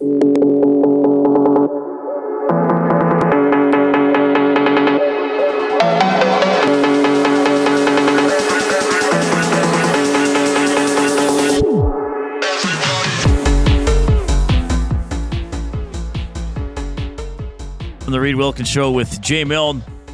Give us a thumbs up on YouTube. We are quickly approaching 100. We want to get there, well, as soon as possible. And then we get another ingredient from our boss, Dustin Nielsen, for chocolate chip cookies, which is really exciting that Dustin is taking the time to do this. We will have Randy Gregg around 5:15. Do the kids know what I mean when I say 5:15? They better. Like, would a 15-year-old know what time it is if you say 5:15? My 12-year-old does. Okay. You don't have to say 5:15 all the time? No. 15 after 5? 22:06? Yeah. Yeah. What about 5:30? That's 5:30. There you go. Right? It's European. I'm not being European. We got a bit of a European flair on this show. Okay. I am pleased to speak to this next gentleman, one of my all-time favorite people to interact with in my role as a Edmonton broadcaster. I used to do play-by-play for his games. Outstanding player, and I've seen him become a coach and GM of the Edmonton Stingers as well. Jordan Baker checking in. Jordan, you're on with Reid and Jay. How are you doing? Good. Wondering why it's taking so long on the show. You wanted to be on earlier. I know you wanted to be the first guest, but we waited a little bit to build up the anticipation. Well, it's better late than never, Jordan. So thanks for joining us on the show. This is Stingers head coach and general manager. Jordan, I know Reid wants to get into a deep and in-depth conversation about how the game has changed and three-point shooting, but I also wanted to take this opportunity to talk about some of the awesome camps that the Stingers put on, the basketball bridge camps. They're incredible camps. I can speak from personal experience. All of my daughters have attended them in the past. What's the update on those? When are some of the next camps coming up here? The first basketball bridge camp of our 2024-25 off season is actually coming up on Remembrance Day, November 11th. And we're doing 2 single-day camps back-to-back, so 11th and 12th of November. Registration is open. We've got 2 age categories. We're excited to roll out what that looks like. We're going to have some coaches that have been around and have seen a few things and have had some professional experience, as well as some guys that are ingrained in the community. So we're excited to get those going, especially after we've had our first basketball bridge event and our coaching clinic this past weekend. Yeah, Jordan, awesome you're doing that type of stuff, and I know that's so important for you. I mean, you obviously came up through Edmonton schools and basketball programs, and you've continued to do great stuff. So awesome that you're passing that on. Look, I want to talk to you about something here. Like Jordan's rolling his eyes right now. He's like, "Oh, great, Reid's got an idea." Last night, the Celtics made 29 three-pointers to tie an NBA record for three-pointers in a game. They attempted 61 three-pointers. Now, they tried a whole bunch late in the game to try to get the record, but that's still a bunch. Like when you coach the Stingers, does everything revolve around trying to get three-pointers nowadays? Or what's happening here with the increasing prevalence of the three-point attempt? Well, I mean, that's the way that analytics have gone. I mean, you only have to shoot 33% from 3 for it to be equivalent to 50% from 2. That's the reality. When you look at points per possession, you look at quality shots. I mean, the Celtics are a little bit of an anomaly because they have guys that start the game that can hit the 3 from all 5 positions at a 37, 38% clip, and they bring in guys off the bench that shoot it really well too. So, when you have everybody up and down your roster, outside of maybe Luke Cornett, that's shooting threes at a high percentage, it's a unique thing, and maybe setting a bad example for the rest of the league and the rest of the basketball world because, it's pretty clear that not everybody, especially, in the CEBL, has that type of talent up and down their roster. So, when we play in the CEBL with the Edmonton Stingers, our objective is, try to get to the basket, try to get easy ones in close and from the foul line, and play inside out a little bit more of a traditional style than what you maybe saw last night. Okay, so I'm glad you give some context that maybe the Celtics are a bit of an outlier, but I mean there are more 3-point attempts than there were when I was a lad, Jordan. Which was before you were born. So, but certainly they're important, right? Like, do you? I know what you said. You want to get to the basket and get easy baskets, but do you also have designs for 3-point plays? We're late game, we got to catch up scenarios. You know what I mean? Well, of course, and I mean, like when we play inside out, that doesn't necessarily mean the ball has to go up from the inside. It just means before you shoot a 3, make sure you've got some rim pressure, make sure you've got a paint touch before you let that thing fly. You think about, and one of the biggest things with us is shot selection. You think about when you're in a gym, getting as many repetitions up as possible. Most of the time it's by yourself, or we have a partner, a rebounder who's underneath the basket, shagging balls for you. So when you're shooting in those scenarios, every single pass you get, if you're shooting 500 threes, every single pass you get is from underneath the rim. So in a game, if you're receiving a pass from the paint, receiving a pass off of a drive from inside, it's replicating some of your practice reps as well. And those are higher quality shots for us. So attack the inside to make the outside a little bit more available is also fine by me. Okay. And then if a shot goes in, it's not a bad shot. That's the other thing.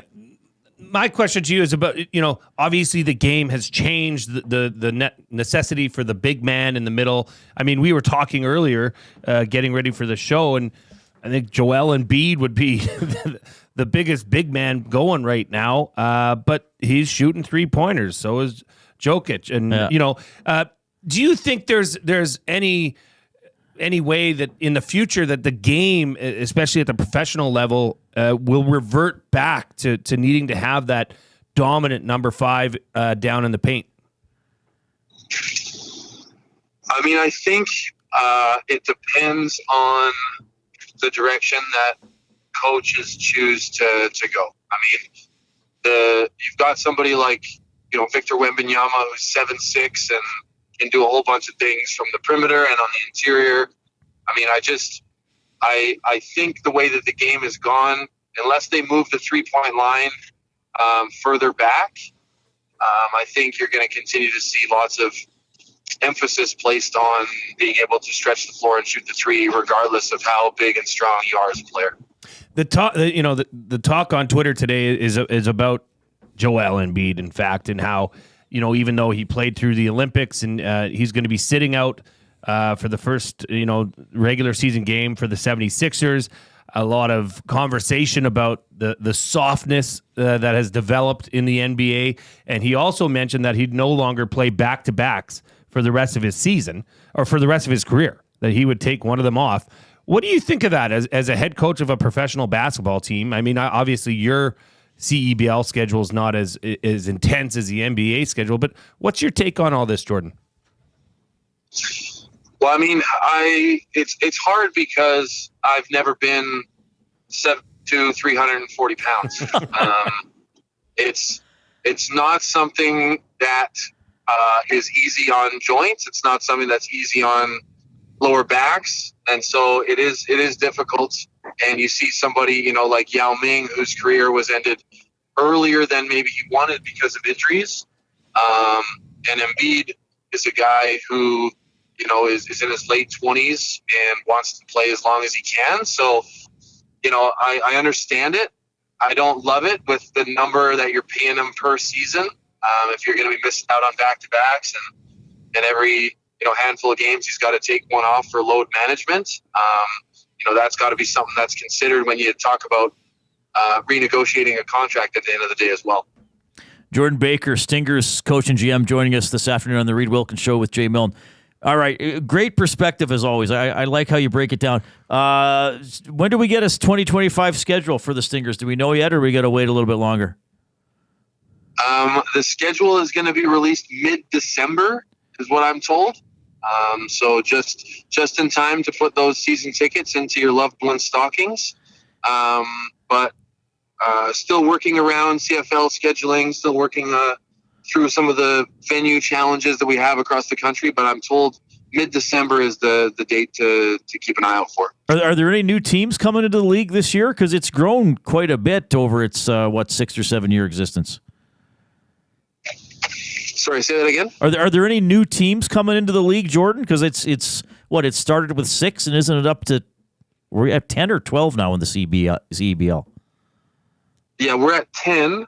And we started with 6, Edmonton being one of the only franchises that are still around and kicking in the same city that we started. But yeah, the league has grown, not only in number of teams, but in popularity and exposure. And I think, there's an increased number of guys that are getting opportunities in higher leagues in Europe, in the G League, in the NBA, because of, their performance during the summer months in a quality basketball league that has shown it can produce some pretty high level talent.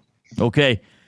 Hey, always a pleasure having you on the show. We'll have to get you in studio at some point so you and I can actually sit and talk to each other and needle each other face to face. How does that sound? That sounds great. My schedule's wide open until about November 11th, so we'll have to figure something out. Okay. Thank you, Jordan. Really appreciate your time. Jordan Baker's the head coach and the general manager of the Edmonton Stingers, who are they are the, if you go by championships, they are the winningest franchise in CEBL. Saskatchewan won it. Stingers won it in 20 and 21. Hamilton, Scarborough, and Niagara since then. Hamilton has the best team name. The Honey Badgers. I like that one. You don't like the Winnipeg Sea Bears? The Sea Bears is pretty good. Yeah, there's been some good team names in that league. Funny story about Jordan Baker. The River Lions, that's good too. When my wife was playing basketball at the U of A, Jordan, she was coached by Trix Baker, right, who is Jordan's mother. Jordan was a little guy. He was, so to speak. At that time. He was younger, yes. He was younger, and he would go on the road trips and be around the gym a lot. So I've known Jordan throughout his entire life, and I will assure you that he's always been tall. Now he's just extraordinarily tall. Well, it was an excellent volleyball player as well. I think he could have played Golden Bears volleyball, but he chose to go the basketball route. So, yeah, The 3-point thing in the NBA I do find fascinating because you can go back, and Iwanek and I did this last night because he came to the hockey game and we were sitting by each other, so we looked on his laptop during one of the intermissions, and I said, look at a game in the NBA from the 80s that Larry Bird played in. You know, he wasn't taking 13 3-pointers a game. He was taking 2 to 4 most nights. We looked at a high-scoring game. He just went through the schedule and found a high-scoring game that was 132 to 20, and there were 9 3-point attempts in the game. And now but as Jordan said, it's the analytics. You shoot 1/3 from long range. It's as good as shooting 50% from 2, and maybe you can just get it up quicker and fire it. You miss, oh well, we'll get it back right away because the other team's going to shoot it quick. But as he said, there's still inside basketball, and there's still stuff going on in the key, though I do think there's less of it. Like there was an NBA series a few years ago I watched, and I thought, there's no offensive rebounding. It's 5 guys passing it around outside the arc until they get an open 3, and then they just run back and play defense, whether they make it or miss it. I know I'm oversimplifying, but it looked a little different to me. Well, it's funny when the league changed that rule in the 79-80 season. 3-point shot attempts per game were averaged at 2.4. Last year, I know the Celtics 3-point average shots per game were 42.5 shots attempts. Yes. I mean, the game has changed. I don't like it. That's why I much prefer watching the college game.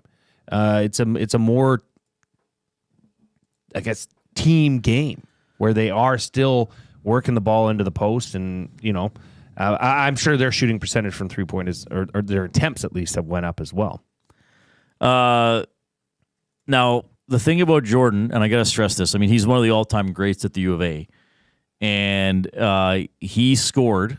He got a lot of points, and he was in the, I guess, the dirty areas. Like, yeah, he got to the key. Jordan wasn't one of those bombs away guys. I'll shoot 23 pointers, and I'll make 8, and a couple other ones, and there's my 30 points. He was going into the key and getting fouled, and he primarily scored that way. But yeah, I just find it interesting. Basketball's changed a lot. Like I always say, if someone brings up, well, what's the biggest rule change ever? I always say it's the 3-point line, that the NBA put in a 3-point line. That just spaced out the court, and it's still having a ripple effect, over 40 years later, like you said. Wow, and it's very rare that you have changes in the rules that change the ways you can score. Right. And how those score, how many points are awarded for that score. We were talking about the Rouge earlier. Right. This year, right?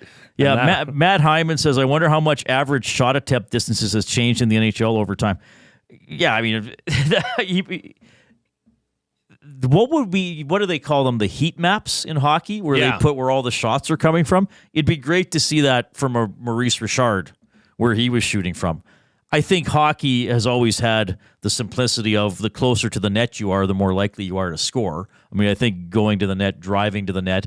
But we've talked about how, now, trying to move the goalie, make the goalie cross the slot to go from one side to the next. There might be a little bit more of that. But the evolution of the hockey stick in itself has made a massive change to that as well. Yes. Right? The flex on a stick is compared to the old Al McInnes special, which is shocking how fast he could move that puck with that piece of lumber. It's and this is not exactly the same idea that we're talking about, but I think, okay, first of all, and I did this on one of my lists since we started, one of the best innovations in the NHL is 3-on-3 overtime. Now, but it doesn't change scoring, and it doesn't change how the game is played because most games don't go to overtime. But in terms of a fan entertainment thing, I think that's one of the best things. One of the biggest changes I feel I've seen in hockey and in the NHL since I was a kid, and I know most of you weren't born when I was a kid, is the attitude towards blocking shots and point shots. Like, I remember even being coached as a little kid. I was a winger. Don't stay on your point man. Don't let him shoot from back there. And it's like, you're 8. Like, the other team doesn't have a guy who can launch it, but you still cover your point man. Stay out high on your point man. And now it's like, the hell with it. Everybody just collapse down and get in the way. Well, aren't you screening your own goalie? Puck will probably never get there. Because we talked about the attitude towards... You were asking me about blocking shots a few weeks ago, and I can't remember exactly how you put it, but it is more sort of like, okay, puck goes back to the point. That's a long way from our net. If he can hit the top corner from 80 feet, good for him. He probably can't. Most people aren't Bouchard. He'll hit a leg or hit a skate and be blocked because the other team's going to have players in front of the net too. So that's to me, that's been a big attitude change in hockey is that teams are willing to give up a point shot. But so I guess that's a recognition of, grand scheme of things, that's a lower percentage shot. We'd sooner have it coming from there than inside. I got a limerick from Dudley. You want me to read it before we go to break?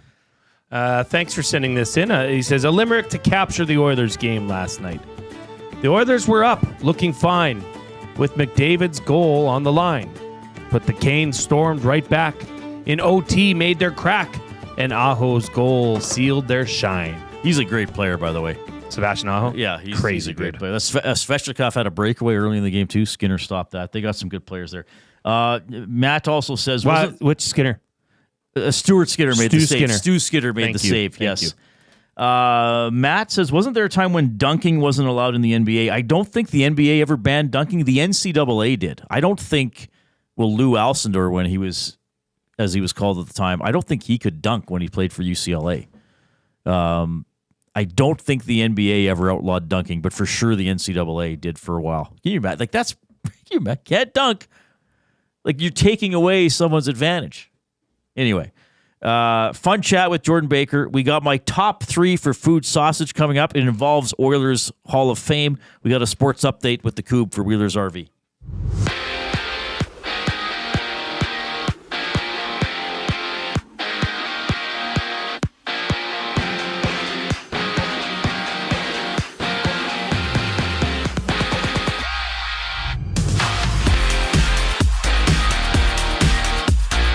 Back for back for the Caps and the Flyers for the lone NHL game, with the Caps beating the Flyers 4-1 yesterday. Robert Thomas of the Blues fractured his ankle last night after blocking a shot against the Jets and is expected to be out 6 weeks. Raptors basketball is back tonight when they battle the Cavaliers, and other games see the Bucks tipping off against the 76ers, the Suns meeting the Clippers, and the Magic visiting the Heat in Miami. Over in the NFL, Cooper Kupp of the Rams comes off the IR and has a possibility to play tomorrow, while Andy Dalton will miss this week's game for the Carolina Panthers after spraining his thumb yesterday in a car accident. Bryce Young will step in as the starter as the Carolina Panthers take on the Broncos.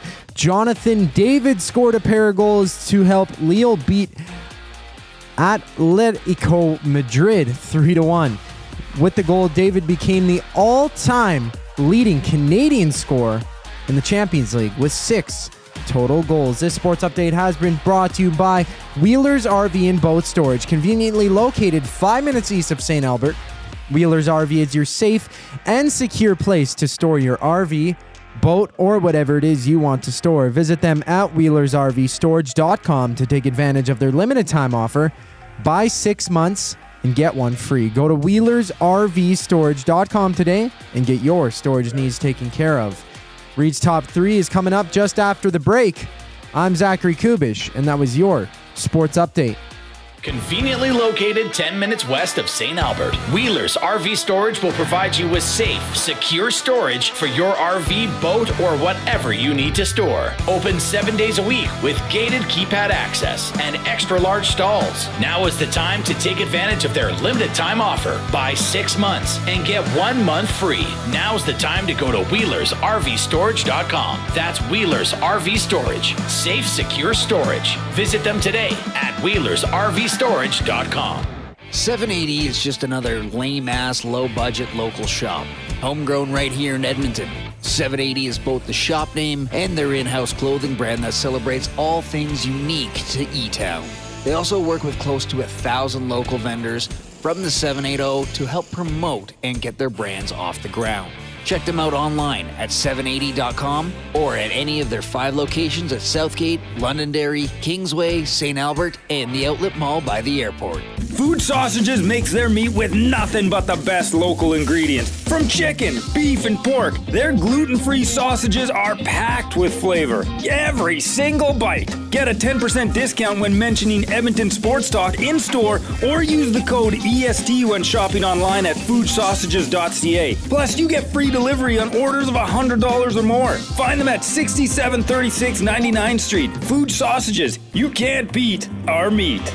At Mind 360, we invite you to embark on your mental health journey in a safe and comfortable space. Conveniently located in St. Albert, Mind 360 has a diverse team of experienced clinicians that offer a broad range of tailored services for children, adults, and families. Furthermore, we are very proud to serve our military, veterans, and first responders. If you're looking for counseling, treatment, or assessment, understand that you are not alone. Contact Mind 360 at mind360.ca to book an appointment today.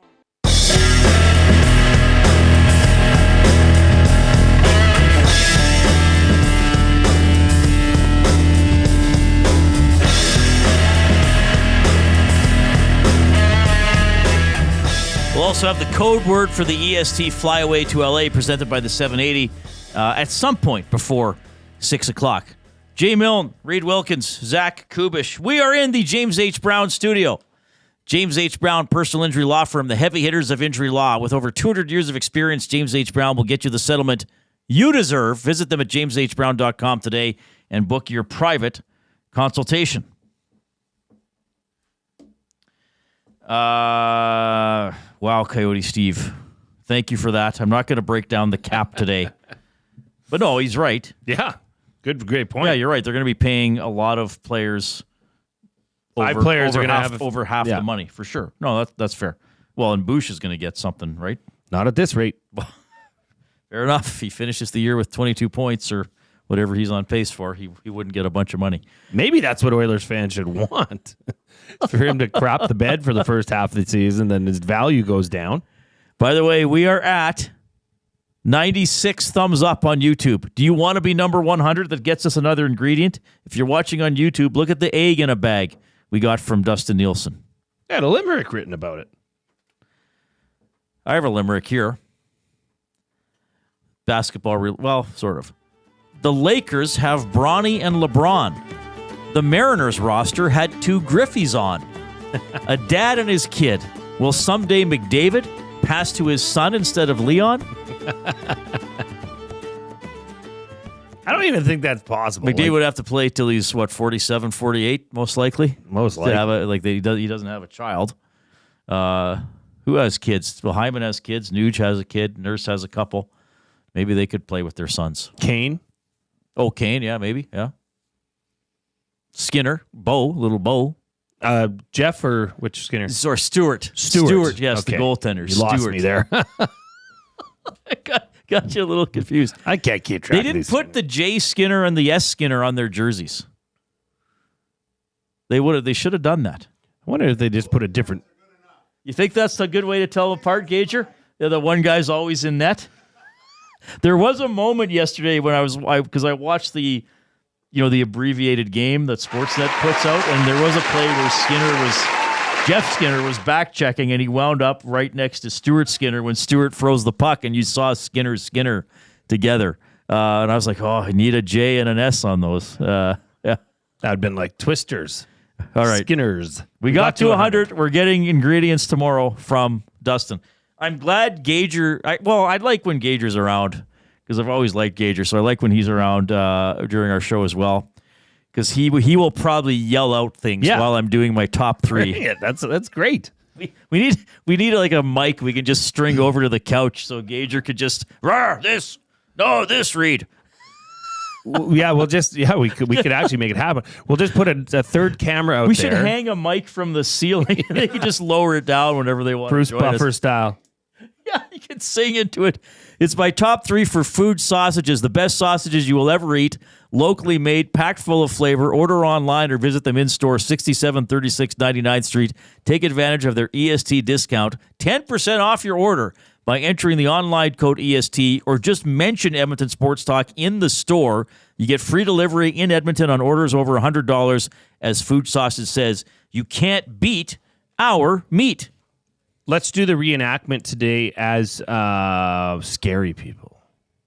Both are scary? Yeah. Hey. I'll be the clerk. Hey, I want to buy this sausage. Good day, sir. How can I help you? I want to buy this sausage. Well, don't raise your voice with me. Edmonton Sports Talk, 10% off. Oh, that's amazing. We'll try to have different characters to interact for the food sausage. Read. People could give us maybe suggested voices we could do. Yeah. So here's my top 3. So Randy Gregg, who's going to join us in about 20 to 30 minutes, and Craig McTavish will be formally inducted into the Oilers Hall of Fame on Friday. Randy Gregg would have been coming up in the Oilers just when you were in the prime of your Oilers when I was a kid. man. Yeah, I was watching him in the 80s for sure. Yeah. So already in the Oilers Hall of Fame, all the people who are in the Hockey Hall of Fame were automatically inducted. And then they've named Ryan Smith, Lee Fogelin, Charlie Huddy, Doug Waite, Randy Gregg, and Craig McTavish. So this is always a fun debate, so I'm going to do it today. My top 3 next inductees into the Oilers Hall of Fame. Okay? Oh, wow. Okay. And this will be fun because I know the Nasties will have their own suggestions for this. I'm going to start, and now I double-checked with the Oilers today. I called one of the communications people with OEG, and I said, I just want to double-check. It is not restricted to players. It is anybody who had a contribution to the organization. And he said, yes, that's right. I have to go with John Muckler. A lot of, and I know he's passed, so this would be done, unfortunately with him not being able to be there. But most of the all the players that I've talked to who played in the 80s credit Muckler for being kind of the strategian. I think that's a word. Not that Sather didn't have the X's and O's, but maybe Sather, who was also the GM, was a little more of the motivator. I'm going to kick your ass, or you're going to get a lump of coal on your next contract if you don't wake up, or I'll trade you to who was bad in the early 80s. Well, the Capitals weren't good yet, somebody like that. And maybe Muckler was more the guy who was like, okay, here's how we're going to do this, boys. And then, don't forget, he was the head coach of the Stanley Cup team in 1990. Like, it is, if you look at all the people who have coached in the history of the National Hockey League, most of them haven't won the Stanley Cup. And a few guys have hogged a lot for themselves, like, Sather and Bowman and, some other guys. So I think just having been the coach of a Stanley Cup winning team is significant within a franchise. So I think John Muckler should be in the Oilers Hall of Fame. Gager is not objecting. He's not even listening. He's listening to us on the stream out there. So it's he's behind, a little bit behind us. Okay. Should we wait 5 seconds? No, he's not even watching. He's not even watching. So I would go with John Muckler. Now, there's a lot of ways you can go with this, and it's interesting. There is a committee that selects this. I mean, there are some former players, right? Stoff's on it. Gregor's on it. Shannon Zabados is on it. Chief Willie Littlechild is on it. So they've drawn a lot of people together to make this committee. And for the first, I think Ryan Smith was the automatic. I think Lee Fogelin wouldn't have been an automatic, but I think it was Gretzky that kind of said, we were a bunch of, younger guys. Yeah, talented, but you sort of need that veteran voice and the guy who plays through pain and who's calming. And so that's why Fogelin was suggested and got. And probably if Gretzky suggests it, nobody's going to be like, yeah, I don't know, Wayne. What are you talking about? But So and Randy Gregg was more of a very good player, but not like one of the stars on the team. So do you put everybody on the 80s teams in? Do you put someone like Bill Guerin in, who was good but didn't play very long? I mean, we were talking about, I don't know if it was you or me, Maddie, or Matt. and you and I, yeah. Yeah, and how long did he play?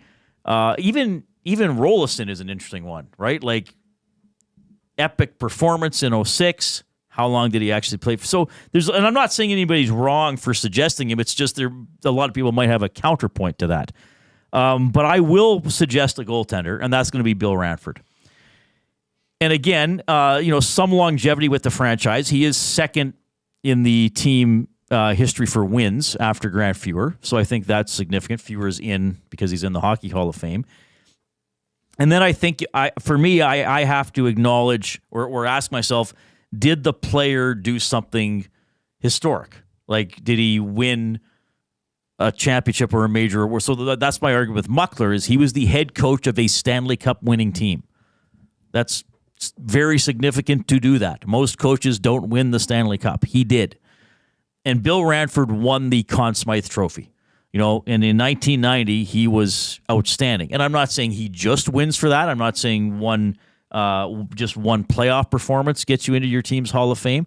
But he was a pretty good goaltender on some other teams that, had decent playoff runs. I think, he was a pretty popular player as well.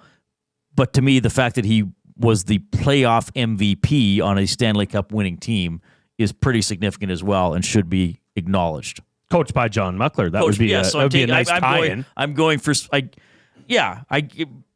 Muckler's accomplishments, are beyond just 1990, as are Ranford's, but that was his big accomplishment. But again, he played long enough to have the second most wins in franchise history. Bill Ranford created a style that still gets talked about today. Right. Like that save Skinner made last night, or I guess maybe that was more of a Hasek style, stacking the pads. But, the old Billy Ranford flailing around and moving on, like a greased duck in the crease. It was a style that was my first memory as a kid of watching the Oilers, was that team with Bill Ranford at net. I am not putting Joaquin Gage on my list, so I apologize to any Gager fans. He's in the the closet of shame. I like that he came up with that term. My third one is going to be, I don't think anybody will have a problem with this one, Jason Smith. So played on the 2006 team. Again, I think for me, the player, well, I don't want to say should, but it helps if they were a key member of a significant team accomplishment. And I know Waite got in, and those teams, didn't go to Cup finals or anything, but part of a couple big playoff upsets. And I mean, Waite was in the top 10 in scoring in the NHL at one point in his career. But Jason Smith was a long-serving captain, 5 years, played 592 games with the Oilers. I do think fan popularity and respect should factor into this, because I think something like a team Hall of Fame is a little bit of fan service. Of course. I don't think there's anything wrong with that. You don't have a sport if you don't have the fans. Why was Smitty a lock? Yeah, well, he also scored a lot. Like, he was a... He was a good, but yeah, I know what you're saying. And it didn't help that everybody, or didn't hurt that everybody loved him. And I think Jason Smith had some of that as well. His playing style, his ability to play through pain, his leadership, all those types of things. So I would put Jason Smith into the Oilers Hall of Fame at some point. They're doing 2 a year. I don't know who they're going to do next year. They always name them in the summer. But that would be my top 3 next Oilers Hall of Fame inductees. John Muckler, Bill Ranford, and Jason Smith. I think that's an exceptional list you put together. Who are we leaving off the list? I mean, there's been a couple people that have written into the EST inbox saying Joey Moss. And I think that's inevitable. And right? I remember when they first announced this, and they didn't say who was going to go in yet. They said there'll be 2 a year, and we'll announce the first 2 later this year. And so on Inside Sports, we did, hey, let's... Because this is kind of a fun... Like, there's not really any wrong answers. If somebody can just say, hey, I like this guy. He did this and this. I'd love this. That's all cool. But kind of the consensus for the first class was Ryan Smith and Joey Moss. Now, they haven't put in, I guess of the 6 that they're putting into this, they haven't put in a non-player. So would they put in Muckler, right? Would they put in a Joey Moss or something like that? I don't know what the committee is thinking, or if the team might say, hey, there are other ways in which Joey is honored, and I'm not saying that he wouldn't be deserving of being in the Oilers Hall of Fame or isn't an important figure in franchise history, but maybe they're just saying, hey, I don't know if they're saying let's do a bunch of players first and then maybe do some other things, or with Joey too, I think you'd want to make sure the family is fine with it. Who's he going in with? How do they want all that to be? I don't know if all that's happening, but I think if I were within the organization or in the Moss family, maybe those might be some things that would be considered too. What about Kelly Buckberger? Long-time captain, popular player. I mean, he was never the best player on the team or in the league. He's on 2 Stanley Cup winning teams. Yeah, and he went out there and did his job and worked hard every night. Popular player for sure. Yeah. Still in the league. Somebody's writing Buckberger in? That was mine. That's yours, yeah. Yeah. Guerin was a great player. Did he play long enough, right? Rolison, too. Did he play long enough? Was he at the level that he was that 1 year for enough to really be in the team's Hall of Fame? I'd say if Rolison didn't get hurt and they won the Cup in 06, then he would be. Probably. I'm serious. Yeah, probably, because he might have won the Conn Smythe, too, right? And He would have won the Conn Smythe. Yeah. Well, Pronger was pretty good. Well, the rake. Anyway, those would be my 3. It's a fun time. I think this one is where if people disagree or have different suggestions, it's more of a debate than an argument with this one. You know, it's kind of no like, wrong hey, answers. We love this guy. I love this guy. You can love whoever you want. All right, Randy Gregg is going in. He's going to join us in about 15 minutes. That's my next 3 Oilers Hall of Fame inductees for food sausage. Oh my goodness, we have a keyword. We have a keyword for the Flyaway to LA presented by the 780, a homegrown local shop right here in Edmonton. 780, both the shop name and their in-house clothing brand that celebrates all things unique to E-Town. They also work with close to 100 local vendors from the 780 area code to help promote and get their brands off the ground. Online, 780.com. That is the word 7 and then the numbers 80.com. 5 locations: Southgate, Londonderry, Kingsway, St. Albert, and the Outlet Mall by the airport. I will give you a keyword. You'll have a few minutes to text it in to 780-218-9999, and then we'll pick a qualifier who we will talk to live on the air. We're qualifying 4 people every day and 1 person on Saturdays during Hello Hockey until November 28th.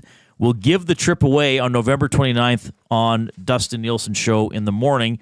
The trip is December 26th to the 30th. Flight for 2 to Los Angeles. Hotel, rental car. You're going to see an NHL game featuring Edmonton. You'll see the Clippers play the Warriors and the Rams play the Cardinals. The key word today is travel. The key word today is simply travel. 780-218-9999. Did you happen to see the keyword on the morning show? I forgot it. I saw it, but I can't remember what it was. Wave. Maybe we'll touch on that. Doing the wave when we get back. Superstitious people. And Randy Gregg coming up. Edmonton Sports Talk, your clear choice for Edmonton sports. Get all the latest news and takes on everything Oilers with Dustin Nielsen and Tom Gazzola on the Oil Stream. Live at noon, Monday, Wednesday, and Fridays. Only on EdmontonSportsTalk.com. Wing Wednesdays are unbeatable at the CBH. Only 69 cents each and a mountain of flavors to savor. Flavor of the month in October is Sriracha Gochujang. Do that wing thing every Wednesday at the Canadian Brewhouse. Hi there. If you're like me, you like to picture yourself in luxury even though there's absolutely no way you could afford it. And if you can, well, even better. Thankfully, I picture myself in something that is luxury but still absolutely affordable, like the all-new Mazda CX-90 from Park Mazda. With the new luxury features like facial recognition settings and quilted detail Napa leather seating, I can pretend to be comfortable with all of my proper settings activated without even touching a button, thanks to Mitch Lewicki and the great staff at Park Mazda. I like to picture Mitch Lewicki as a ninja fighting off evil samurai. Park Mazda, your dealer for life in Sherwood Park off Y Road, parkmazda.ca. Since 1952, William Huff has been the heartbeat of Edmonton's advertising world. From humble beginnings to a citywide powerhouse, we've been the go-to for signage from print to design and installation. Partnering with Edmonton's top sports franchises and major events, we've helped shape the city's global reputation. Our secret? Unmatched customer service, decades of experience, and a passion for excellence we call the William Huff Advantage.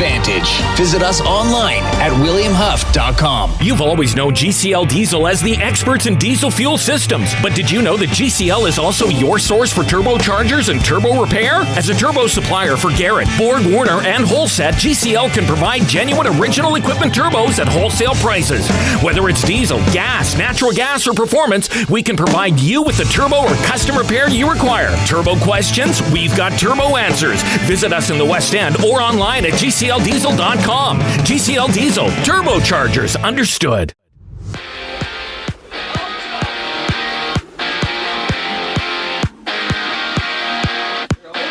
Flyers Caps in the NHL for the only game tonight, with the Toronto Raptors kicking off their season against the Cavaliers. There's 9 other games in the association, with the Pacers, Pistons, Nets, and Hawks, as well as the Bulls tipping off against the Pelicans. Down south, it's Andy Dalton out this week for the Panthers, with Carolina listing Bryce Young as the starter. In LA, the Rams activate Cooper Kupp off the IR, with him having the possibility of getting back in action tomorrow night. And the Champions League saw Jonathan David becoming the leading Canadian goal scorer, setting the record with 6 total goals, scoring 2 tonight to help his team Lille win 3-1. The Reid Wilkins Show with Jay Milne continues right now. I'm Zachary Kubish, and that was your Sports Update.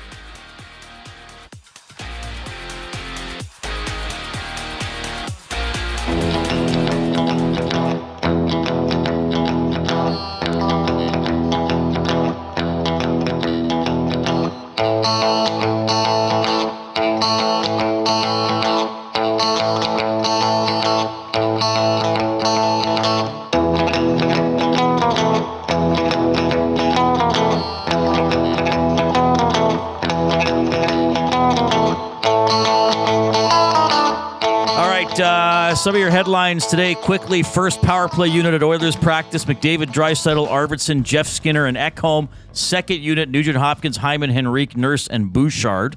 Podkolzin was on a 5-on-5 line with Draisaitl and Arvidsson. Jeff Skinner was with Henrique and Brown. Corey Perry didn't practice, maintenance day for him. Again, next game is Friday. We'll see if those are the lines they're actually going to go with. Elks Team Award nominees: Eugene Lewis, Most Outstanding Player; Martez Ivy on the O-line; Niles Morgan on defense; Gittins Jr., Top Canadian; Jake Julian, Special Teams; and Nick Anderson, the linebacker, is the team nominee for Rookie of the Year. 780-218-9999 is the EST inbox. You can jump into the Nasty Chat on YouTube. The Nasty's doing a good job communicating with each other. And yes, thank you for getting us over 100 thumbs up. Still hit it, though. We want to see how high we can get. We want to maybe see one day if we can raise the standard to 200, but we will get another ingredient for chocolate chip cookies from Dustin Nielsen tomorrow. From our liege. From our liege. Are we feudal lords? Aye, we are. Rip City Step. I still think that's one of the best handles ever. Yeah? It's up there. There's some real good ones out there. The Uke has the big Uke has see, it's interesting on YouTube. Like, I just wipe my nose with a Kleenex. Like, on radio, no one would ever know. Now all the YouTube people are like, oh, Reid's just so casual with us. He'll just wipe his nose right in front of us. Probably nobody would have known if you hadn't said anything. They would have thought, YouTube people would know. The YouTube viewers would know. YouTube knows all. Big Uke. McDavid dazzled, scoring 2 goals so bright, but the Canes took the win in the night. In overtime's dance, Canes scored on the last chance, leaving Oilers fans with a bittersweet bite. That's pretty good. Very good. Big Uke has been giving us one a day, honing his Limerick skills. I like that. All right, what do we want to talk about here with the Wave? Where are we going? What's going on? Well, there's just this thought that, and I saw it, everybody saw it on the broadcast, and I'm sure you saw it as you were there in person. The Wave started, was it early in the third period? The Oilers were up 2-1, I believe. So the premise is that the Wave brings bad luck. Like, don't wave unless the Oilers are up 5-1 with 5 minutes left in the third, kind of thing. Like, the game's out of hand. Like when they were singing Living on a Prayer when Kane scored against Vancouver in the playoffs. Precisely. So, Am I bothered by it? Not one bit. Because your hard-earned dollar, your hard-earned seat, do with it what you like. If that involves being now, is the wave my priority in a game? No, definitely not. But yeah, okay, we've never talked about this. What are your thoughts on the wave? I'm just going to guess that you don't even notice it. No, I don't care. Yeah, I kind of noticed it yesterday, but I don't care, and I don't think it has any impact on the outcome of the game. No, because it doesn't. It really doesn't. But there's the one of the best rants I ever did on Inside Sports, this was probably like in 2014, was on the Super Dogs at the halftime at Commonwealth. And first of all, I was mad because they weren't Super Dogs. They made a lot of mistakes. I mean, if I want to watch a disobedient dog, I'll just roll my own dog out. They were so don't call them Super Dog. Well, if they can't do the slalom course, yeah, that's not super. That's not super. That's a normal confused, that's a normal happy-go-lucky disobedient dog. Mediocre dog. Hey, dog, slalom through these. No, I'll just run straight along the side of them. And Commonwealth fans, welcome the mediocre dog. That's what they should be. They were mediocre dogs.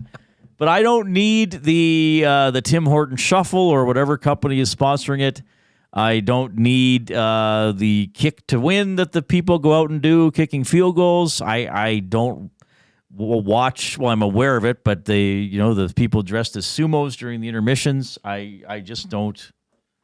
I don't watch any of that. Do we have a qualifier? That's a goof up. No, it is. Oh, I thought you were looking at me like you wanted me to talk to somebody. That's okay. Oh, that's my bad. That's I'll okay. ring him up. That's okay. I thought Zach, the way he was looking at me, I was like, Reid, you got to get the qualifier on. But no, I'm not. I'm not big into that, and I don't know how much the players really notice. But this is what I always say. I am the worst person to ask about this because when I go to an Oilers game, I have not paid money to go to the game. Sure. So anything to do with fan engagement doesn't apply to me unless there is something that happens that is outstanding or really bad. I just think, okay, it's fan engagement stuff. T-shirt toss, dropping the pizzas. I see what's happening because I'm listing off all these things, dropping the pizzas on little parachutes. Yes, I see it all, but it's not for me. Now, at Commonwealth, I do sit in my seats, okay? And I don't pay attention to most of it. I do pay money to go to Elks games, and I have been for a long time. But even then, I just don't need anything. Like, they now have the fire truck races because Larry Thompson drove through the Stamps bench. And so now they have people holding, fire truck cutouts and having to run the length of the field in front of the visitors' bench as part of a race. So I see the stuff, but I would not miss it. Yeah, I mean, if fans what the chaos jester. Yes. The wave is an ancient ritual used to summon random ice deities. That's good. That is really good. If you want to do whatever you want to do it. Doesn't bother me. Right? And I don't know why. I'm not bothered by it or would tell people not to do it. Yeah. I'm just saying I don't really engage in it. That's just me. I'm a curmudgeon. I'm a miserable curmudgeon. You got that right. Yeah, so that's the whole wave theory, Reid. So yeah. By the way, the Oilers are doing autographs at West Edmonton Mall tonight. So I used to do the old show from there if it fit. And I would try to go interview the person first in line for McDavid. Nice. Who was usually there at 6 a.m. Crazy. Because for most of the players, it's just, line up and go do the autographs. But for McDavid and Draisaitl, they kind of police the line a little bit more and say it's okay. There's only 300 people. You can line up at 300 or something like that. You can line up after that, but you're not guaranteed. They guarantee a certain number of people. Those were always fun shows to do. I would imagine that would be great just to get into the head of somebody that would line up at a crazy hour to get an autograph. Now, I mean, if you're getting an autograph of, I wonder. Is there limitations to what he will sign? Like if you brought him... No, you can't bring anything. With McDavid, I believe it's a picture supplied by Upper Deck or the Oilers or something. Yeah. I can't remember. I didn't look into the rules this year because I'm not doing a show. It's just shocking to me. I'm sorry. If it's for your child or somebody that, but if you, I mean, to each their own, but if you're lining up at 6 a.m. for a signed 8x11 Connor McDavid, okay. Maybe you don't have better things to do. Well, I think people love Connor McDavid and the Oilers. And some people collect that type of stuff or will want it for sentimental value. If you're I'm just being a curmudgeon myself right now. We're just a couple curmudgeons. That's okay. We're going to have Randy Gregg in a couple of minutes. Who's the qualifier, Zach? Charles is the qualifier. Charles, you're on with Reid and Jay. Congratulations for qualifying. How are you doing? Good. Thanks, Jay. Yeah, right on. Have you ever been to Los Angeles? I have. What'd you do there? I went to the Oilers clinching, sticks against the Ducks. Oh, amazing! Game 5. Okay, who would you take on this trip who would you take if you wound up winning?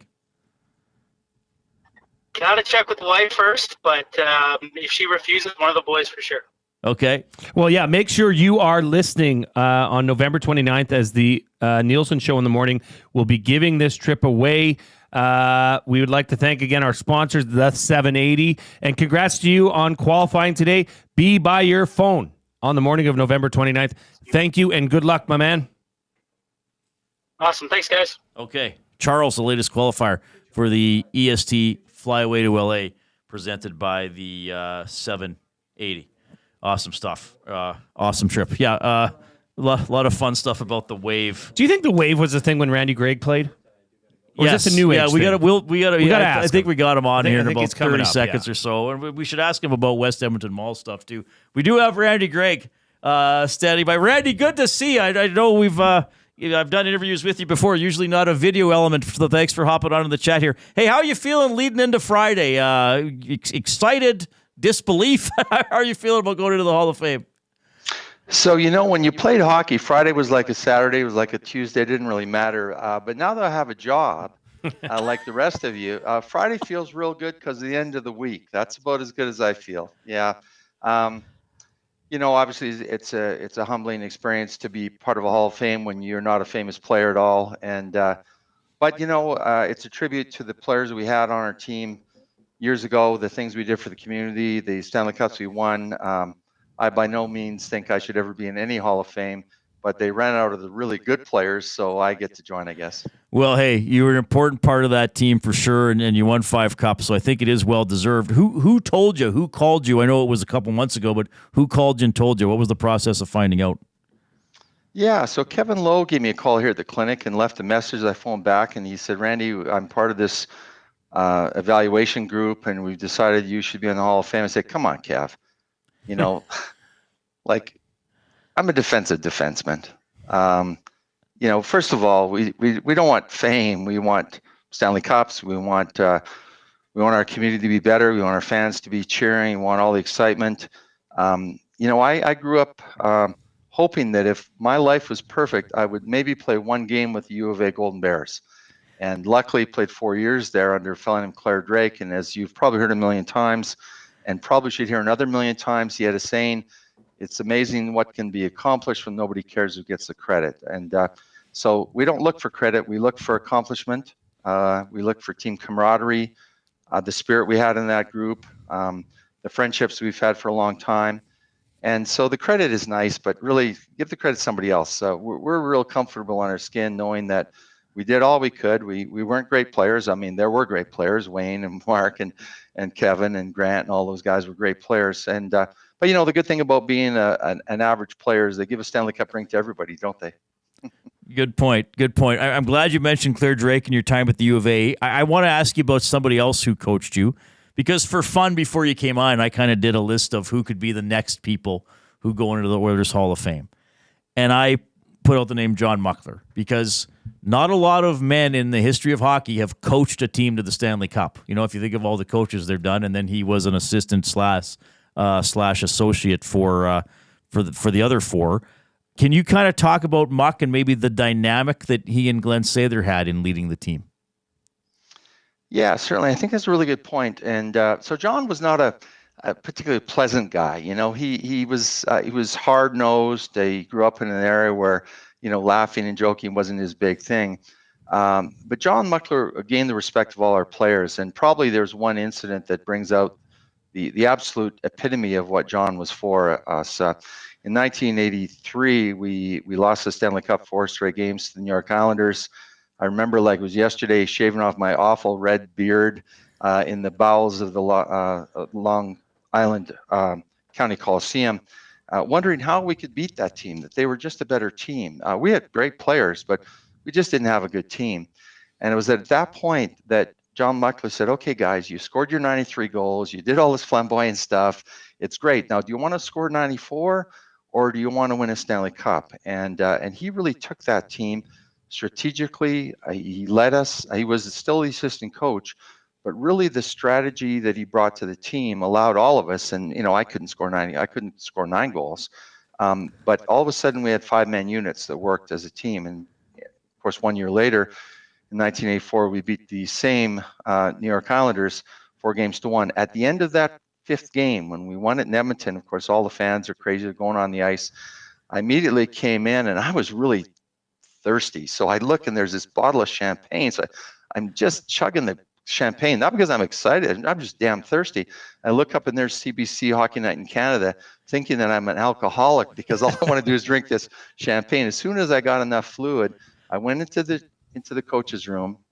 I gave him a big hug and I said, "You are the reason why we won the Stanley Cup." Because that was the difference between a flamboyant, great group of players and a great team. So John Muckler, you bet he deserves a lot of credit for those Stanley Cups. Randy, that's a great story. And you're getting some love in it. We call it the nasty chat, our fans talking on YouTube, and a lot of people are saying it's great to hear from you, and they remember you playing. You did score 13 goals in 83-84, so I know you're very modest, but I want to point that out in one season. And we want to talk about more from those years of the team and some of the successes, but I also want to ask you about 85-86. And speaking of coaching, Badger Bob in Calgary got a lot of credit. You guys lost to your chief rival in a heartbreaking way, especially for Steve, obviously. How did that team recover from that? How did Steve recover from that? You won the Cup the next 2 seasons, obviously, but that was a painful, painful loss. That was a really good team that lost in the second round. So first, let's go back to your first comment. I scored 13 goals in 1984, something like my mother with Wayne Gretzky and Mark Messier could have scored 15. So let's keep it in perspective. I wasn't playing with a bad team there. So every now and then one's got to hit you in the butt and go in the goal. We knew our jobs, right? And our job wasn't to score more goals. We had lots of goals. Our job, Don Jackson's goal, Kevin and also Lee Foglin, of course, our job was not to score. Our job was to stop and to get the puck up to the guys that could score. So I think that the dynamics of the team worked quite well. 1986 was a difficult one. I often say that I was a 44% failure in the NHL because of the 9 years I played, I only won 5 Stanley Cups. So 4 years, I was a failure. And it's funny because, the other teams want to win as well. They don't just, you're the Edmonton Oilers, we're going to roll over and give you the Stanley Cup. It's not easy. And of course, Calgary had a great team. They were well coached by Badger Bob. And, if it was easy, we just win the Stanley Cup every year. And as we can see from last year and the years coming, it's not an easy task. And so, kudos to Calgary to come through very strongly. They were well prepared. I can remember one of those games, in fact, down in Calgary when it was a really tough game, and I was sitting. I couldn't move. I couldn't bend over to take off my skates at the end of the game. That's how hard the game was. I looked over, and all 6 of us defensemen were sitting there. We couldn't take our skates off because we were exhausted. So it wasn't like we weren't trying or we didn't give it our best. It's just there was a team that was better than us that particular time. I think what it made people realize is that we appreciated the Stanley Cups, that it wasn't a given, that teams weren't going to roll over and give us the game because we were the famous Edmonton Oilers. And but one of the reasons why that's so important is that every game was a tough game. I remember going into Hartford once, and we got in 2 days early. They played Calgary the day before, and Calgary beat the crap out of them. And we thought, oh, gee, this is going to be easy. Well, no, it wasn't Calgary. It was the Edmonton Oilers in this game. We lost 11-0. So we saw the other teams at the best of their ability, which in some cases was hard, but it made us better. The challenges we need to do. We don't want easy games. And certainly the Oilers didn't get easy games in the playoffs in 86 and all the way around. So, yeah, sometimes you have to learn how to lose to be a great winner as well. Randy Gregg joining us, and thanks for taking time out of your day to be on the Reid Wilkins Show. You got Jay here. It lists you of having briefly, and I'll say that in quotation marks, retired in 1986 and 1988, but you answered the call to return to the Oilers. Can you explain it a little bit as to what happened there? Did you think you were done with the game? I mean, you guys were in the middle of a run, 84 to 90. You won 5 cups. So talk us through that brief retirement. Yeah, I think I retired 3 times, actually. Finally, the last retirement, they said, okay, get out of here. Don't come back. I was lucky enough to go to the 1980 Olympics, and I met this wonderful, young, beautiful Canadian speed skater named Kathy Vogt. We'd been married for 40 years. And Kathy wasn't impressed with hockey. She, in fact, is interesting. The first time she came to an Oiler game, afterwards, I said, what'd you think? She said, well, there's only one guy that really knows how to skate on your team. I said, Kathy, we've won the Stanley Cup. She said, well, it's that number 7, that coffee guy. And, well, okay, that makes some sense. Of course, she knows how to skate, and she was not impressed with hockey. She wanted me to play 2 years, get on with our life, have some kids, get on with, medicine and so forth.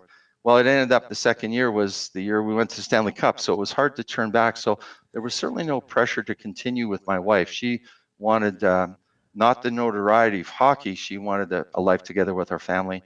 So initially I thought that I would play for 2 years and then decided to retire. We won Stanley Cups, but it wasn't easy. It's not easy when you have 4 children at home and your wife's alone with them, and she's coaching speed skating with all 3 of them, with one over her shoulder, skating around the ice, coaching speed skating. So this isn't just 7 o'clock and the TV goes on and that's the start of life. So I think it was quite selfish for me to continue.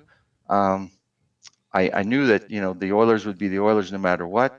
In 1987, I wanted to go back and play in the Olympics. I thought the 1980 Olympics was a fabulous experience, so that was one reason why I quit. And then after 1988, after 1990, our Stanley Cup, I was picked up by Vancouver. I had no real interest in going to Vancouver. I knew the Canucks were a good organization. Pat Quinn was a great guy, but I was from Edmonton, and I grew up being an Oiler fan, and so I decided to quit. At that point, we were also organizing a nonprofit association called Fun Team Alberta that helps to provide opportunities for young kids to play in a less competitive, less costly, more enjoyable environment. So that was a commitment I made. I didn't want to turn back on that. And then back in 1991, I did talk with Brian Burke and Pat Quinn. I had a chance to go to Vancouver, spend some time at the sport medicine clinic out there. Also, was experiencing the relationship that we had with Trevor Linden, with Pavel Verbury, so some great players there.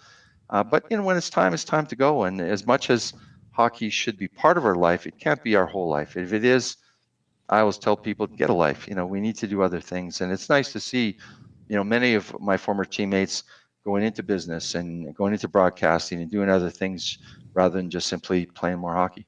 Look, I think you were logged in when I was talking about the McDavid lineup at West Edmonton Mall. So, I mean, maybe there's a because your era of Oilers would practice at the mall, I think, multiple times a season, or at least maybe kind of occasionally. And I don't know if you guys did autograph sessions as well, but take me back to some practices at the Ice Palace. Yeah, we sure did. Well, back then, it wasn't easy for Wayne or Mark to walk through West Edmonton Mall. There's a bunch of tunnels in West Edmonton Mall, and we had to get the big guys. Me, I could walk through there, no problem, but the big guys had to go through tunnels to get into the dressing room without being mobbed by people. So there was thousands there, and of course it was great, but what was really fun was, you can't skate for 1 straight hour, so you have to sit in the lineup. And well, when you're in the lineup at West Edmonton Mall, right across the boards and the glass are the monkeys in a cage or something. So I look over and half my forward lineup is kind of having a visual communication with these monkeys down at West Edmonton Mall. It's kind of cute. And then there's deer and different things like that. So that was cool. And yeah, we did have some autograph signing. And to be honest with you, if I can speak for the rest of the Oilers today, which I probably shouldn't, they probably are really happy that Leon Draisaitl and Connor McDavid was there, because when Wayne was there, 10,000 people lined up, and when we got there, we had 3 guys. So it was really easy when we had the superstars. So I'm sure the rest of the players of the Oilers are happy that they do have Connor and Leon to take the brunt of all the fans. Hey, it's great. That's, you get paid a lot of money. For me, it was easy to want to be part of that, because Edmonton was my home. The people that are there were the people in my community. And there's absolutely nothing that you can do to put a smile on somebody's face and a little autograph for a little 5-year-old, which it's just so easy. It's so easy to do. I can see why Connor nowadays is different. Connor McDavid gets the signed autograph. It's sold on the internet for such and such money. And so there would be times when we even go to Chicago and we walk into the Chicago Stadium, there'd be a fellow with a binder full of 12 Randy Gregg cards. What are you going to do with 12 Randy Gregg cards? So being the nice Edmontonian, we signed all 12 of them.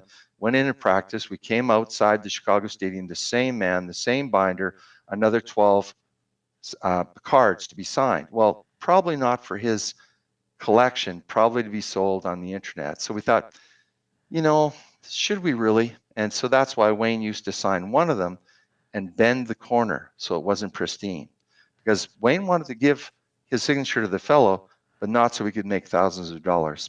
That was a long time ago. I can't even imagine what it's like now for people like Connor and Leon to be able to do that. It's too bad, because that little 8-year-old deserves an autograph and a picture. Yeah, that's a great story. And I don't know if you heard me saying, if the people lined up for McDavid tonight, they can't bring their own stuff, right? Like McDavid has a stack of pictures that he signs. So yeah, it's a different world for sure. Randy, thanks for your time. I want to throw a couple more at you, and it's always great to talk to you. We know you've done great work as a doctor, but now you're also heavily associated with the Edmonton Riverhawks. And man, oh man, what a job you and all your partners, I talked to Steve Hogle quite a bit, have done with baseball. I know you went into it to succeed and to create a great environment and all that kind of stuff, but has it even exceeded your hopes with what you've been able to create here with the Riverhawks? Being from Edmonton, we've seen over the years the greatness of our community, the volunteerism, the spirit, the interest in supporting something that's trying to support you. We have 2 conditions that we really hold our head high with. First of all, after the first year, people come and say, you're selling $20 tickets. You can sell them for more. And we said, we know we can. We're not going to. Because I don't care about you two. You and me, we can afford a $30 ticket. It's that young family that maybe can't afford a $30 ticket. We also said, you can have a $9 hamburger. I'll buy them all day long. I want a $3 hot dog, because I don't want some family to say, son, you can't have a hot dog. We don't have the money. So I think if you take care of the people who need to be helped in the community, the rest of the people see that. I don't mind picking weeds out there. In fact, I kind of enjoy it. My wife says, why don't you pick weeds at our house? I said, it's not so much fun. It's more fun down at the ballpark. And I think baseball has a place. Many of us have played the combination of hockey in the winter and baseball in the summer. So there are a lot of people that enjoy the game. It's a fantastic facility. The River Valley is beautiful on a hot summer day. I like that. I like an $8 beer, not a $15 beer. So I think we've struck the chord in many ways. We have lots of work to do. So, but I think we'll do it because we want the community to share with the Riverhawks. We love these young summer collegiate players. We hope they all make MLB. They won't, but they want to. And so that's why we see that spirit and enthusiasm on the field. Yeah, Randy, it's you've done a great job with the baseball team. Thanks so much for your time.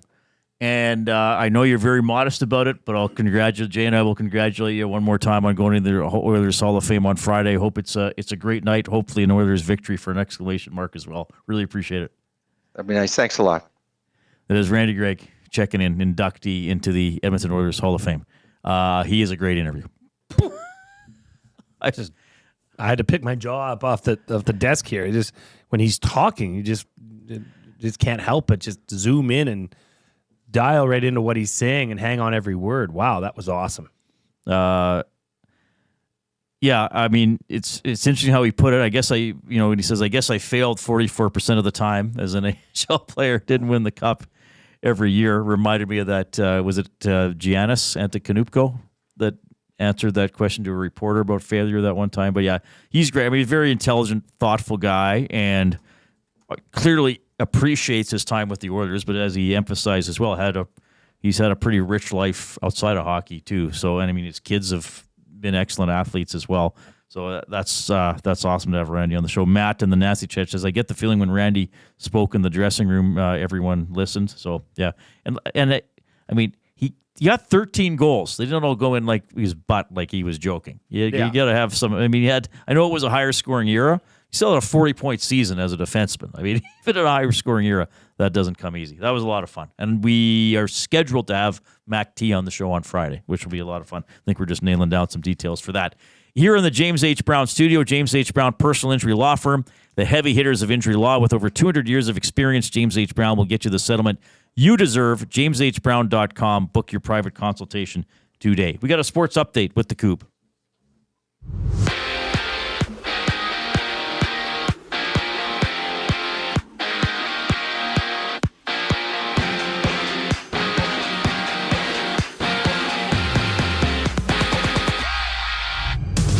Puck drop between the Flyers and the Caps goes down in just a moment for the lone NHL game today. And the Toronto Raptors kick off their season against the Cavaliers. But right now, the Pacers lead the Pistons 19-18 with under 5 minutes to go in the first quarter. There's 8 other games on, 10 total in the NBA, seeing the Hornets and the Rockets, Bucks, 79ers, as well as the Nets tipping off against the Hawks. Down south, it's Andy Dalton out this week for the Panthers, and Carolina is listing Bryce Young as the starter for them. Down in LA, the Rams activated Cooper Kupp off the IR, with him having the possibility of getting back in action tomorrow. In soccer, the Champions League saw Jonathan David becoming the leading Canadian goal scorer with 6 total goals, scoring 2 for Lille, helping his team win 3-1. This sports update has been brought to you by Paramount Flooring. Proudly family-owned and operated for 33 years, Paramount Flooring is your full-service and flooring and tile supplier. Whether you're a homeowner, renovator, or builder, Paramount Flooring provides the flooring to fit your lifestyle and budget. Visit their showroom, open 7 days a week at 10707 184th Street. Paramount Flooring. Flooring for the life that you live. The Reid Wilkins Show comes back just after the break.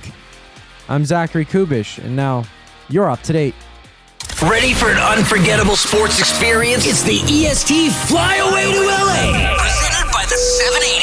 Listen daily for the EST Flyaway keyword. Once you hear it, text us at 780-218-9999 for your chance to qualify to fly to LA. Round trip flights for 2, hotel and car rentals, all to go see Edmonton face off against either LA or Anaheim. Plus, experience the brand new Intuit Dome as the Clippers tip off against the Warriors, and top it all off with the Rams kicking off against the Cardinals at SoFi Stadium. This is more than just a trip. This is the ultimate sports experience. The EST Flyaway to LA, presented by the 780 and Edmonton Sports Talk, your clear choice for Edmonton sports. You want the heavy hitters on your team, both on and off the ice.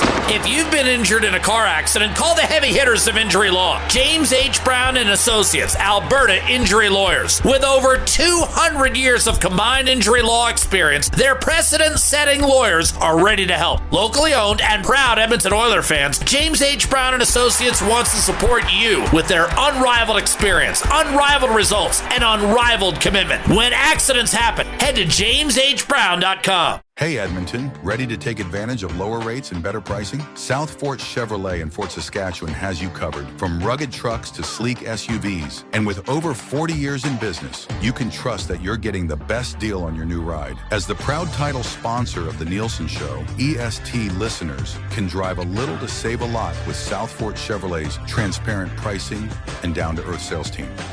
Visit us today in Fort Saskatchewan or online at southfortchev.com. On behalf of some sort of a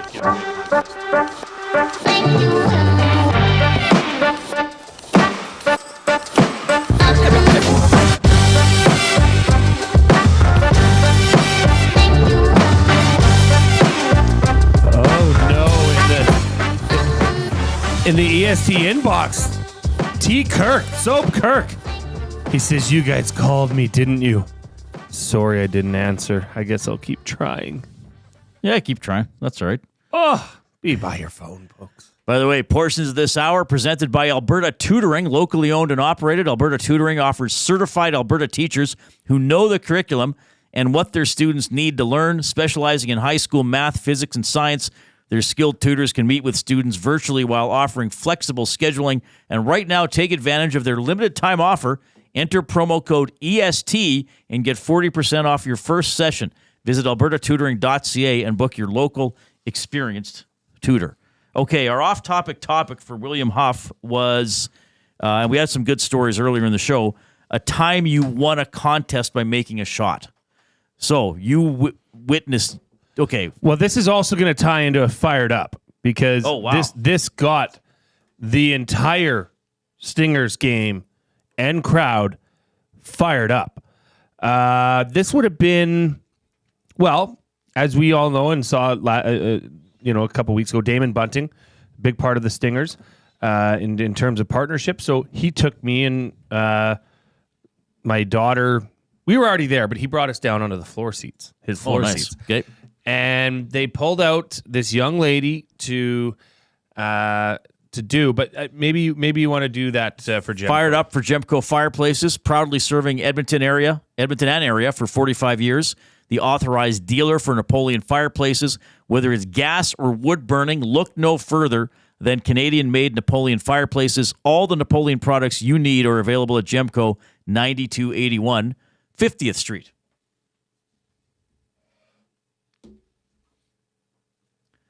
What do we have? Is this where we're looking at what you shot?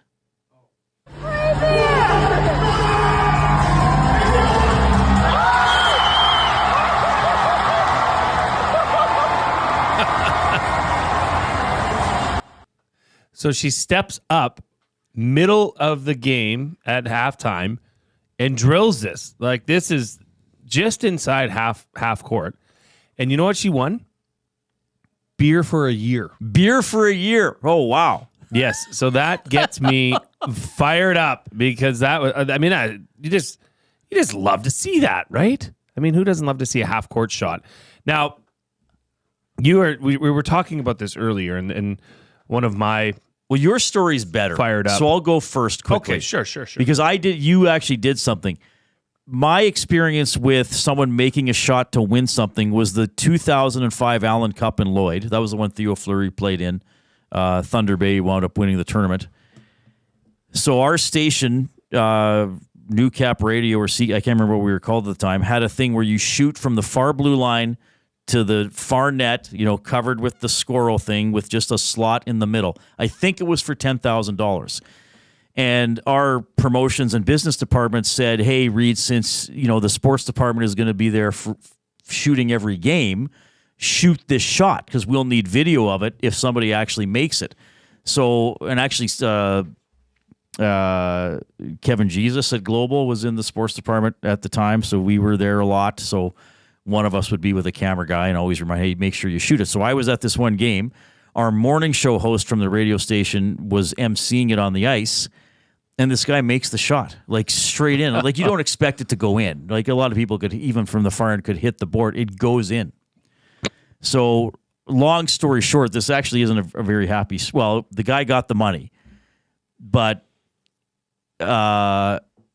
he stepped over the blue line. Rules and regs. And he wasn't supposed to. So I think instead of the insurance company covering this, the station had to cough up the money itself. And a lot of people were rightly or wrongly disciplined for it, including me. Our morning show host, who was a well-established guy at the station in the community, like he thought he was going to get fired because he didn't tell the guy, do not step over the blue line. He steps over the blue line. He makes the shot. So the guy got the money, to the chagrin of the higher-ups at my station at the time. But were you guys walked through and said, this is what the rules and regs? I wasn't. I think the morning show guy might have been. I was just told, film it. I was just told, make sure the camera person films it. That's what the sports department was told. Right.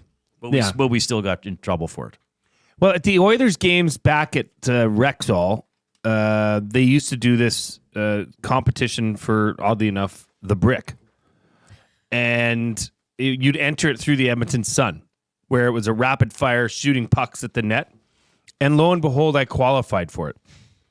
You'd literally have to drop off. You'd have to snip this entry information card and you'd put it in the thing at the Edmonton Sun building on 50th Street. I got drawn for it. So I go to the first round and they give you tickets, everything. It's great. And then they bring you down on ice and you face off against another person. And then there's 3 rounds and then there's a final. Okay. So I won my heat. I put in the most pucks in the 30-second span. So I moved into the final. And I think the final, you got an airfare for 2 somewhere. And then second place was from the Brick. You got like a living room suite, free of charge. So I finished second, which was ironic because that was when we owned Yvonne's Furniture. And so I pulled up to the Brick warehouse on 170th Street here in the Yvonne's Furniture cube van, picking up free furniture from the And did you Brick. know anybody at that store? No. Okay. And then we proceeded to take it and unwrap it and put it on the floor and sell it at Yvonne's Furniture. Would you admit this if you were still working for Yvonne's? Sure. Yeah. I don't care. It was a contest that I won. It's up to me to do with it what I decide. Yeah. So it's kind of ironic. Did the furniture sell quickly? Yeah, we marked it down pretty good. We just because the deal was I got the money for it. Oh, that it was just Jay's money. Yeah, that's so amazing. It was pretty interesting. Yeah, but that lady, oddly enough, in the nasty chat here, there was another person that won at a Stingers game that we were present at that hit a half court shot as well, a young fella, and he won the you win the suite. Like at the Stingers game at the one end line. Yeah. It's like a private table and a buffet. Yeah, okay. And he won a table for 4 for the whole season. I think it was valued at like $10,000. Yeah. And a bunch of swag and stuff like that. And this guy goes up and nails it. If I were to shoot a half court shot, I would do the granny shot, the underhand, double-handed under, not behind my head. But I just find it's easier to control and spin the ball than as opposed to a football toss. If you granny shot it, you wouldn't get it there. You'd have to go reverse. I don't think you've seen me shoot a granny shot. Now I'm one of these people that in my list from a few weeks ago that thinks I'm too good. Well, I could do that. I've seen you out here on the mini hoop, and how good am I overhand? Hey, I'm not. I made a tip in today. First putback ever. It happened, folks, right here. It was the first putback. 4:30. I don't know. We were over there shooting, and I made my goal of making a tip back on a rebound. Now I think we do have to hit another update. Yeah, I was just thinking that's a great story. Yours and the Stinger game stories. Mine's more kind of a depressing story. The guy got his money. The guy got his money. Yeah, he got his money. But internally at the station where we should have been celebrating it, a lot of people were unhappy and angry at other people. Okay. If you have other stories like that, send them in before we're out today. We will get them on air. Oh, yeah, Big Uke reminds me. I'll tell this after the break. All right, that's fired up for Gemco. Zach Kubish is fired up for this sports update.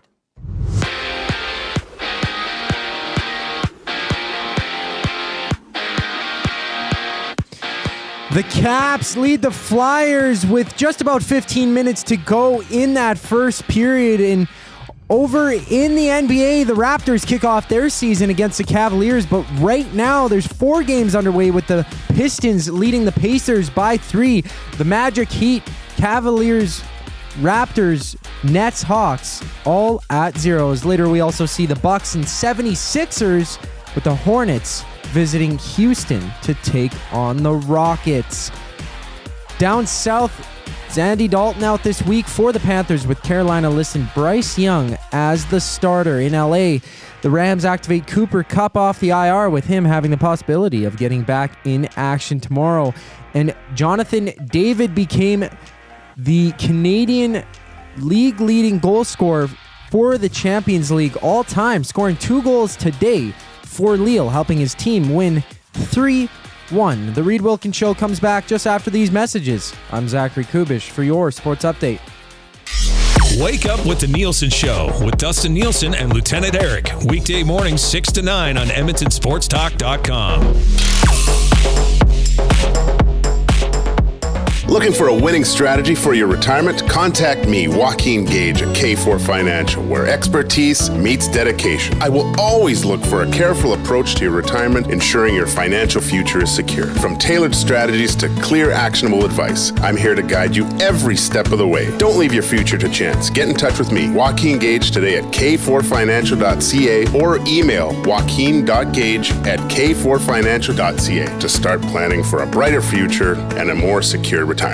A&W has a deal for you. What's better than one A&W Mama Burger made with a perfectly seasoned grass-fed beef patty topped with pickles, a slice of onion, ketchup, mustard, and teen sauce served on a toasted sesame seed bun? 2 Mama Burgers for only $9.99. You can enjoy 2 of these delicious, mouth-watering Mama Burgers for only $9.99 at participating A&W restaurants in Edmonton, St. Albert, Sherwood Park, and Devon. What a deal! And to make it even more convenient for you, most A&W drive-thrus are open 24 hours. Edmonton Sports Talk delivers a mass audience of key, influential customers to your business, all while you associate your company brand with the biggest names, the hottest sports news, and teams from every league around the globe. Oilers and Elks, NHL, NFL, Major League Baseball, and the Association, Formula One, soccer, golf, oh sweet mama! The excitement is palatable on Edmonton Sports Talk. It's where fans go to get their sports fix and where our partners find the most loyal consumers. Contact us today and see how our team on Edmonton Sports Talk can score the biggest goals for your business. With various advertising options available, email business@edmontonsportstalk.com or head to our website and send a message at edmontonsportstalk.com.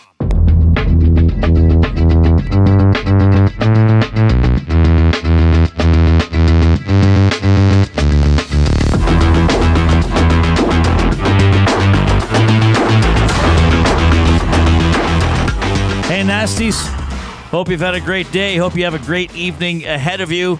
Yes, the Oilers shaking things up at practice today, specifically the power play units. Nugent Hopkins not on the first unit, nor is Hyman, nor is Bouchard.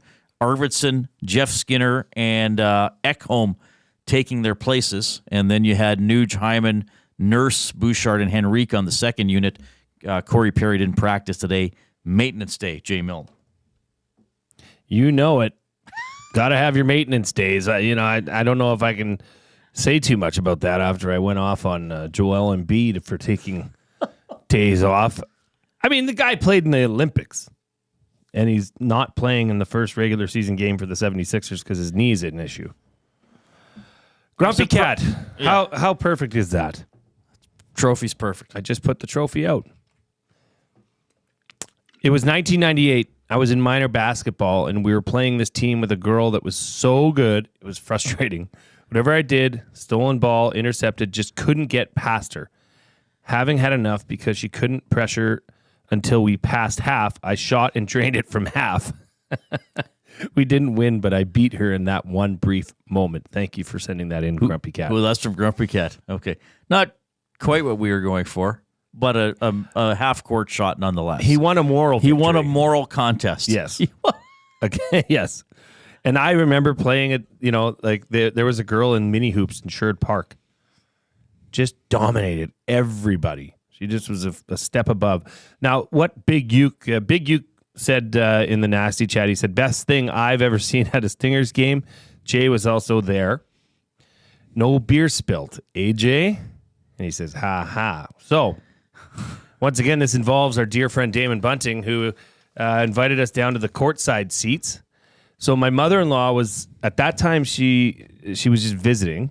Mm-hmm. Now she lives with us. Okay. I was like, hey, come, because we have our regular season seats. But then Damon said, just come over because he had 2 extra seats. So I said, Mom, come with me. We'll go grab a beer and then we'll go sit from courtside. So we're walking down from the concourse. You walk down into the bowl and then to your seats.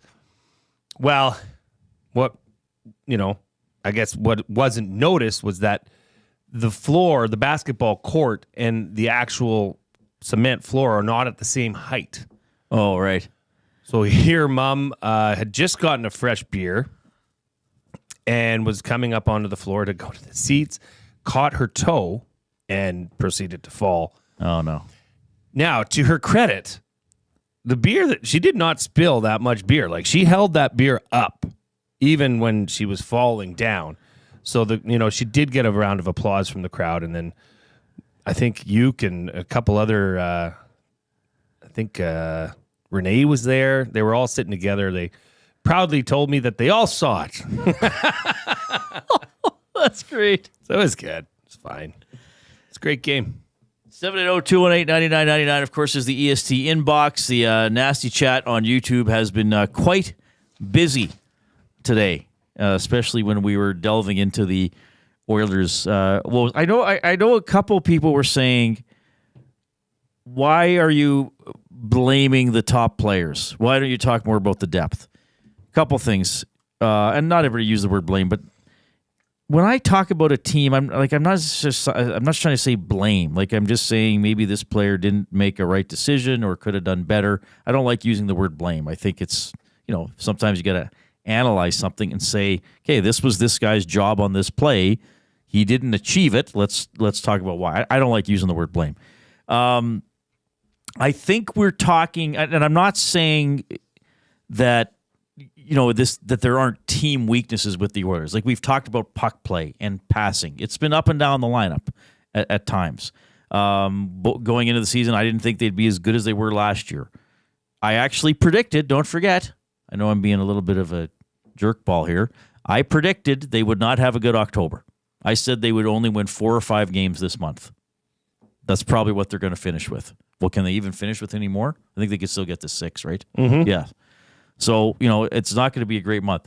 But I think the reason we talk about the guys in the top 6 more is because there are some numbers, as I was saying earlier, that are actually 0. Hyman has not scored. Arvidsson has not scored. Nugent-Hopkins has not scored.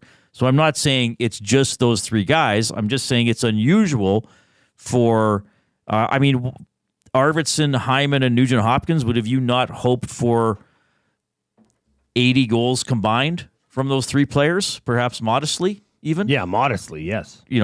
Maybe even 90 combined. So when they're all at 0, almost a tenth the way into the season, that is a story. But as I was talking about, do I think that, Podkolzin and Ryan and Perry have been hemmed in and maybe aren't quick enough compared to some players Oilers had in those roles last season? Yes, that's fair for sure. There are other issues beyond the big guys not scoring. But I think if sometimes I think, okay, this happened. But what's a headline, and what's something that is a big story that the audience can understand? Well, as I said, a headline for me is high scoring team has scored 2 goals per game and has the lowest shooting percentage in the NHL. To me, that's a big story. I'm not saying it's the only story. I'm not saying if other things weren't going better, maybe the team would be better. But to me, shooting percentage last, PK horrific. Those are the headlines as to why the Oilers are 2-4-1. Not saying there aren't some reasons. I'm not saying you wouldn't love, Connor Brown to have 4 goals or instead of 1 or whatever. But I'm just saying, to me, those are the headlines. You can't help but talk about it. I mean, you're on almost at a tenth of the way through the season. Yes, right. I mean, these games. So if you got guys with 0, if you got 3 significant players with 0 goals, that hurts you. That hurts you for sure. And quite frankly, if it's 4-1 when the Hurricanes score that goal that we played earlier with the Janmark back check and Dermott out of position and then Nurse not knowing which guy, not talking about it the same way. Right? It's an afterthought. That would have been a garbage time goal to make it 4-2. So, right. There's a lot of different storylines, and I know a lot of people have their own ideas, and we try to cover those as many as we can. But those are my headlines as to why they're 2-4-1. Yeah, it's like the opposite problem of what Oilers fans are used to. Mm-hmm. Usually, it's the top 6 that's contributing the most, and then they need that depth scoring. Well, it's just a little bit of bizarro world right now. But that's why I think that, the panic level is not as high as it may be. Not to say you would ever panic per se, but when discussing it, you figure that's going to come around It's easier for that to come around than it would be the opposite. Well, Ekholm said last night, he goes, I've seen this team get hot, and then we get really hot. And well, it's true. Yep. It's just logic to say a 6.2% shooting percentage won't last because there's never been a team be that low in history. Now, will it be 10.6 like last year? Maybe not, and that's going to shave some goals off. But they will start going in at some point. But right now, that's what we're dealing with. We're dealing with a world where, I guess if a team isn't scoring, you look to the offensive players first. I get it. You'd love depth goals, but I'm not going to crap on Derek Ryan for having 0 goals. No, because the expectation's it's more not likely there. that he's going to have that stretch in his career. That's all where we're coming from with that. But for sure, there's a lot of different theories and ideas, and when you're 2-4-1, a lot of shortcomings are going to get pointed out and discussed. Goof ups. I had one and I forgot to write it down again. No! That's a goof up in itself. That's how you always forget. I guess I don't prioritize the goof ups. I'm very sorry. Coob, you were good. I actually remembered a couple goof ups. Oh, good. There was one when Fired Up came up. I wasn't sure if I was going to play the video right away, and then I called the 76ers the 79ers. Oh, you Close combined enough. 2 teams and years. That's okay. Yeah, you're only 3 off. We were talking about Right? 3-pointers. That's why you were mixed up. Close enough. Yeah. Who cares? I wanted to ask Randy Gregg, Dr. Randy Gregg, about his charity as well. Fun Team Charity is what it is. You can easily Google Fun Team Charity if you wanted to see how you can help in any way. Well, I know it several times over the last, and I'm probably going to say, I don't know why, because I try to say names correctly and learn them, but for some reason, Netchus with the, I don't even know if I said it right there. Natchez. I always say that name wrong. And I think you said Antetokounmpo. Yeah, how do you say it? Giannis Antetokounmpo. That's what I said. That's what you just said. What did you say? Oh, no, what did he say? I don't think I can replicate it, but it was... I noticed I noticed it I know- correctly. Yeah. Okay, that's fair. But that's why I should have just called him Giannis. It's a hard name. And Tua. We're just going to call him Tua. Yeah, Tua, we'll just call Tua. Okay, Natchez. Yes, thank you. Natchez. It's Natchez. I always mess it. I don't know why I messed that up. Remember there was a guy on the Senators, his last name was spelled Neckar, and it was Netzcash. It looked like Necker, but it was Netzcash. Good luck with that one. So then I see Natchez, and anyway. All right. Thank you very much for listening. Thank you for listening and watching on YouTube, and for the thumbs up. Our live programming resumes at 6 a.m. with the Nielsen Show. We'll be back from 3 to 6 p.m. with the Reid Wilkins Show with Jay Milne. That's us. Zach Kubish was also here. Have a great evening. Get to know the winners, props, plays, parlays, and more with Nielsen and Hustler. Weekday mornings at 11 on The Lock Shop. Only on EdmontonSportsTalk.com.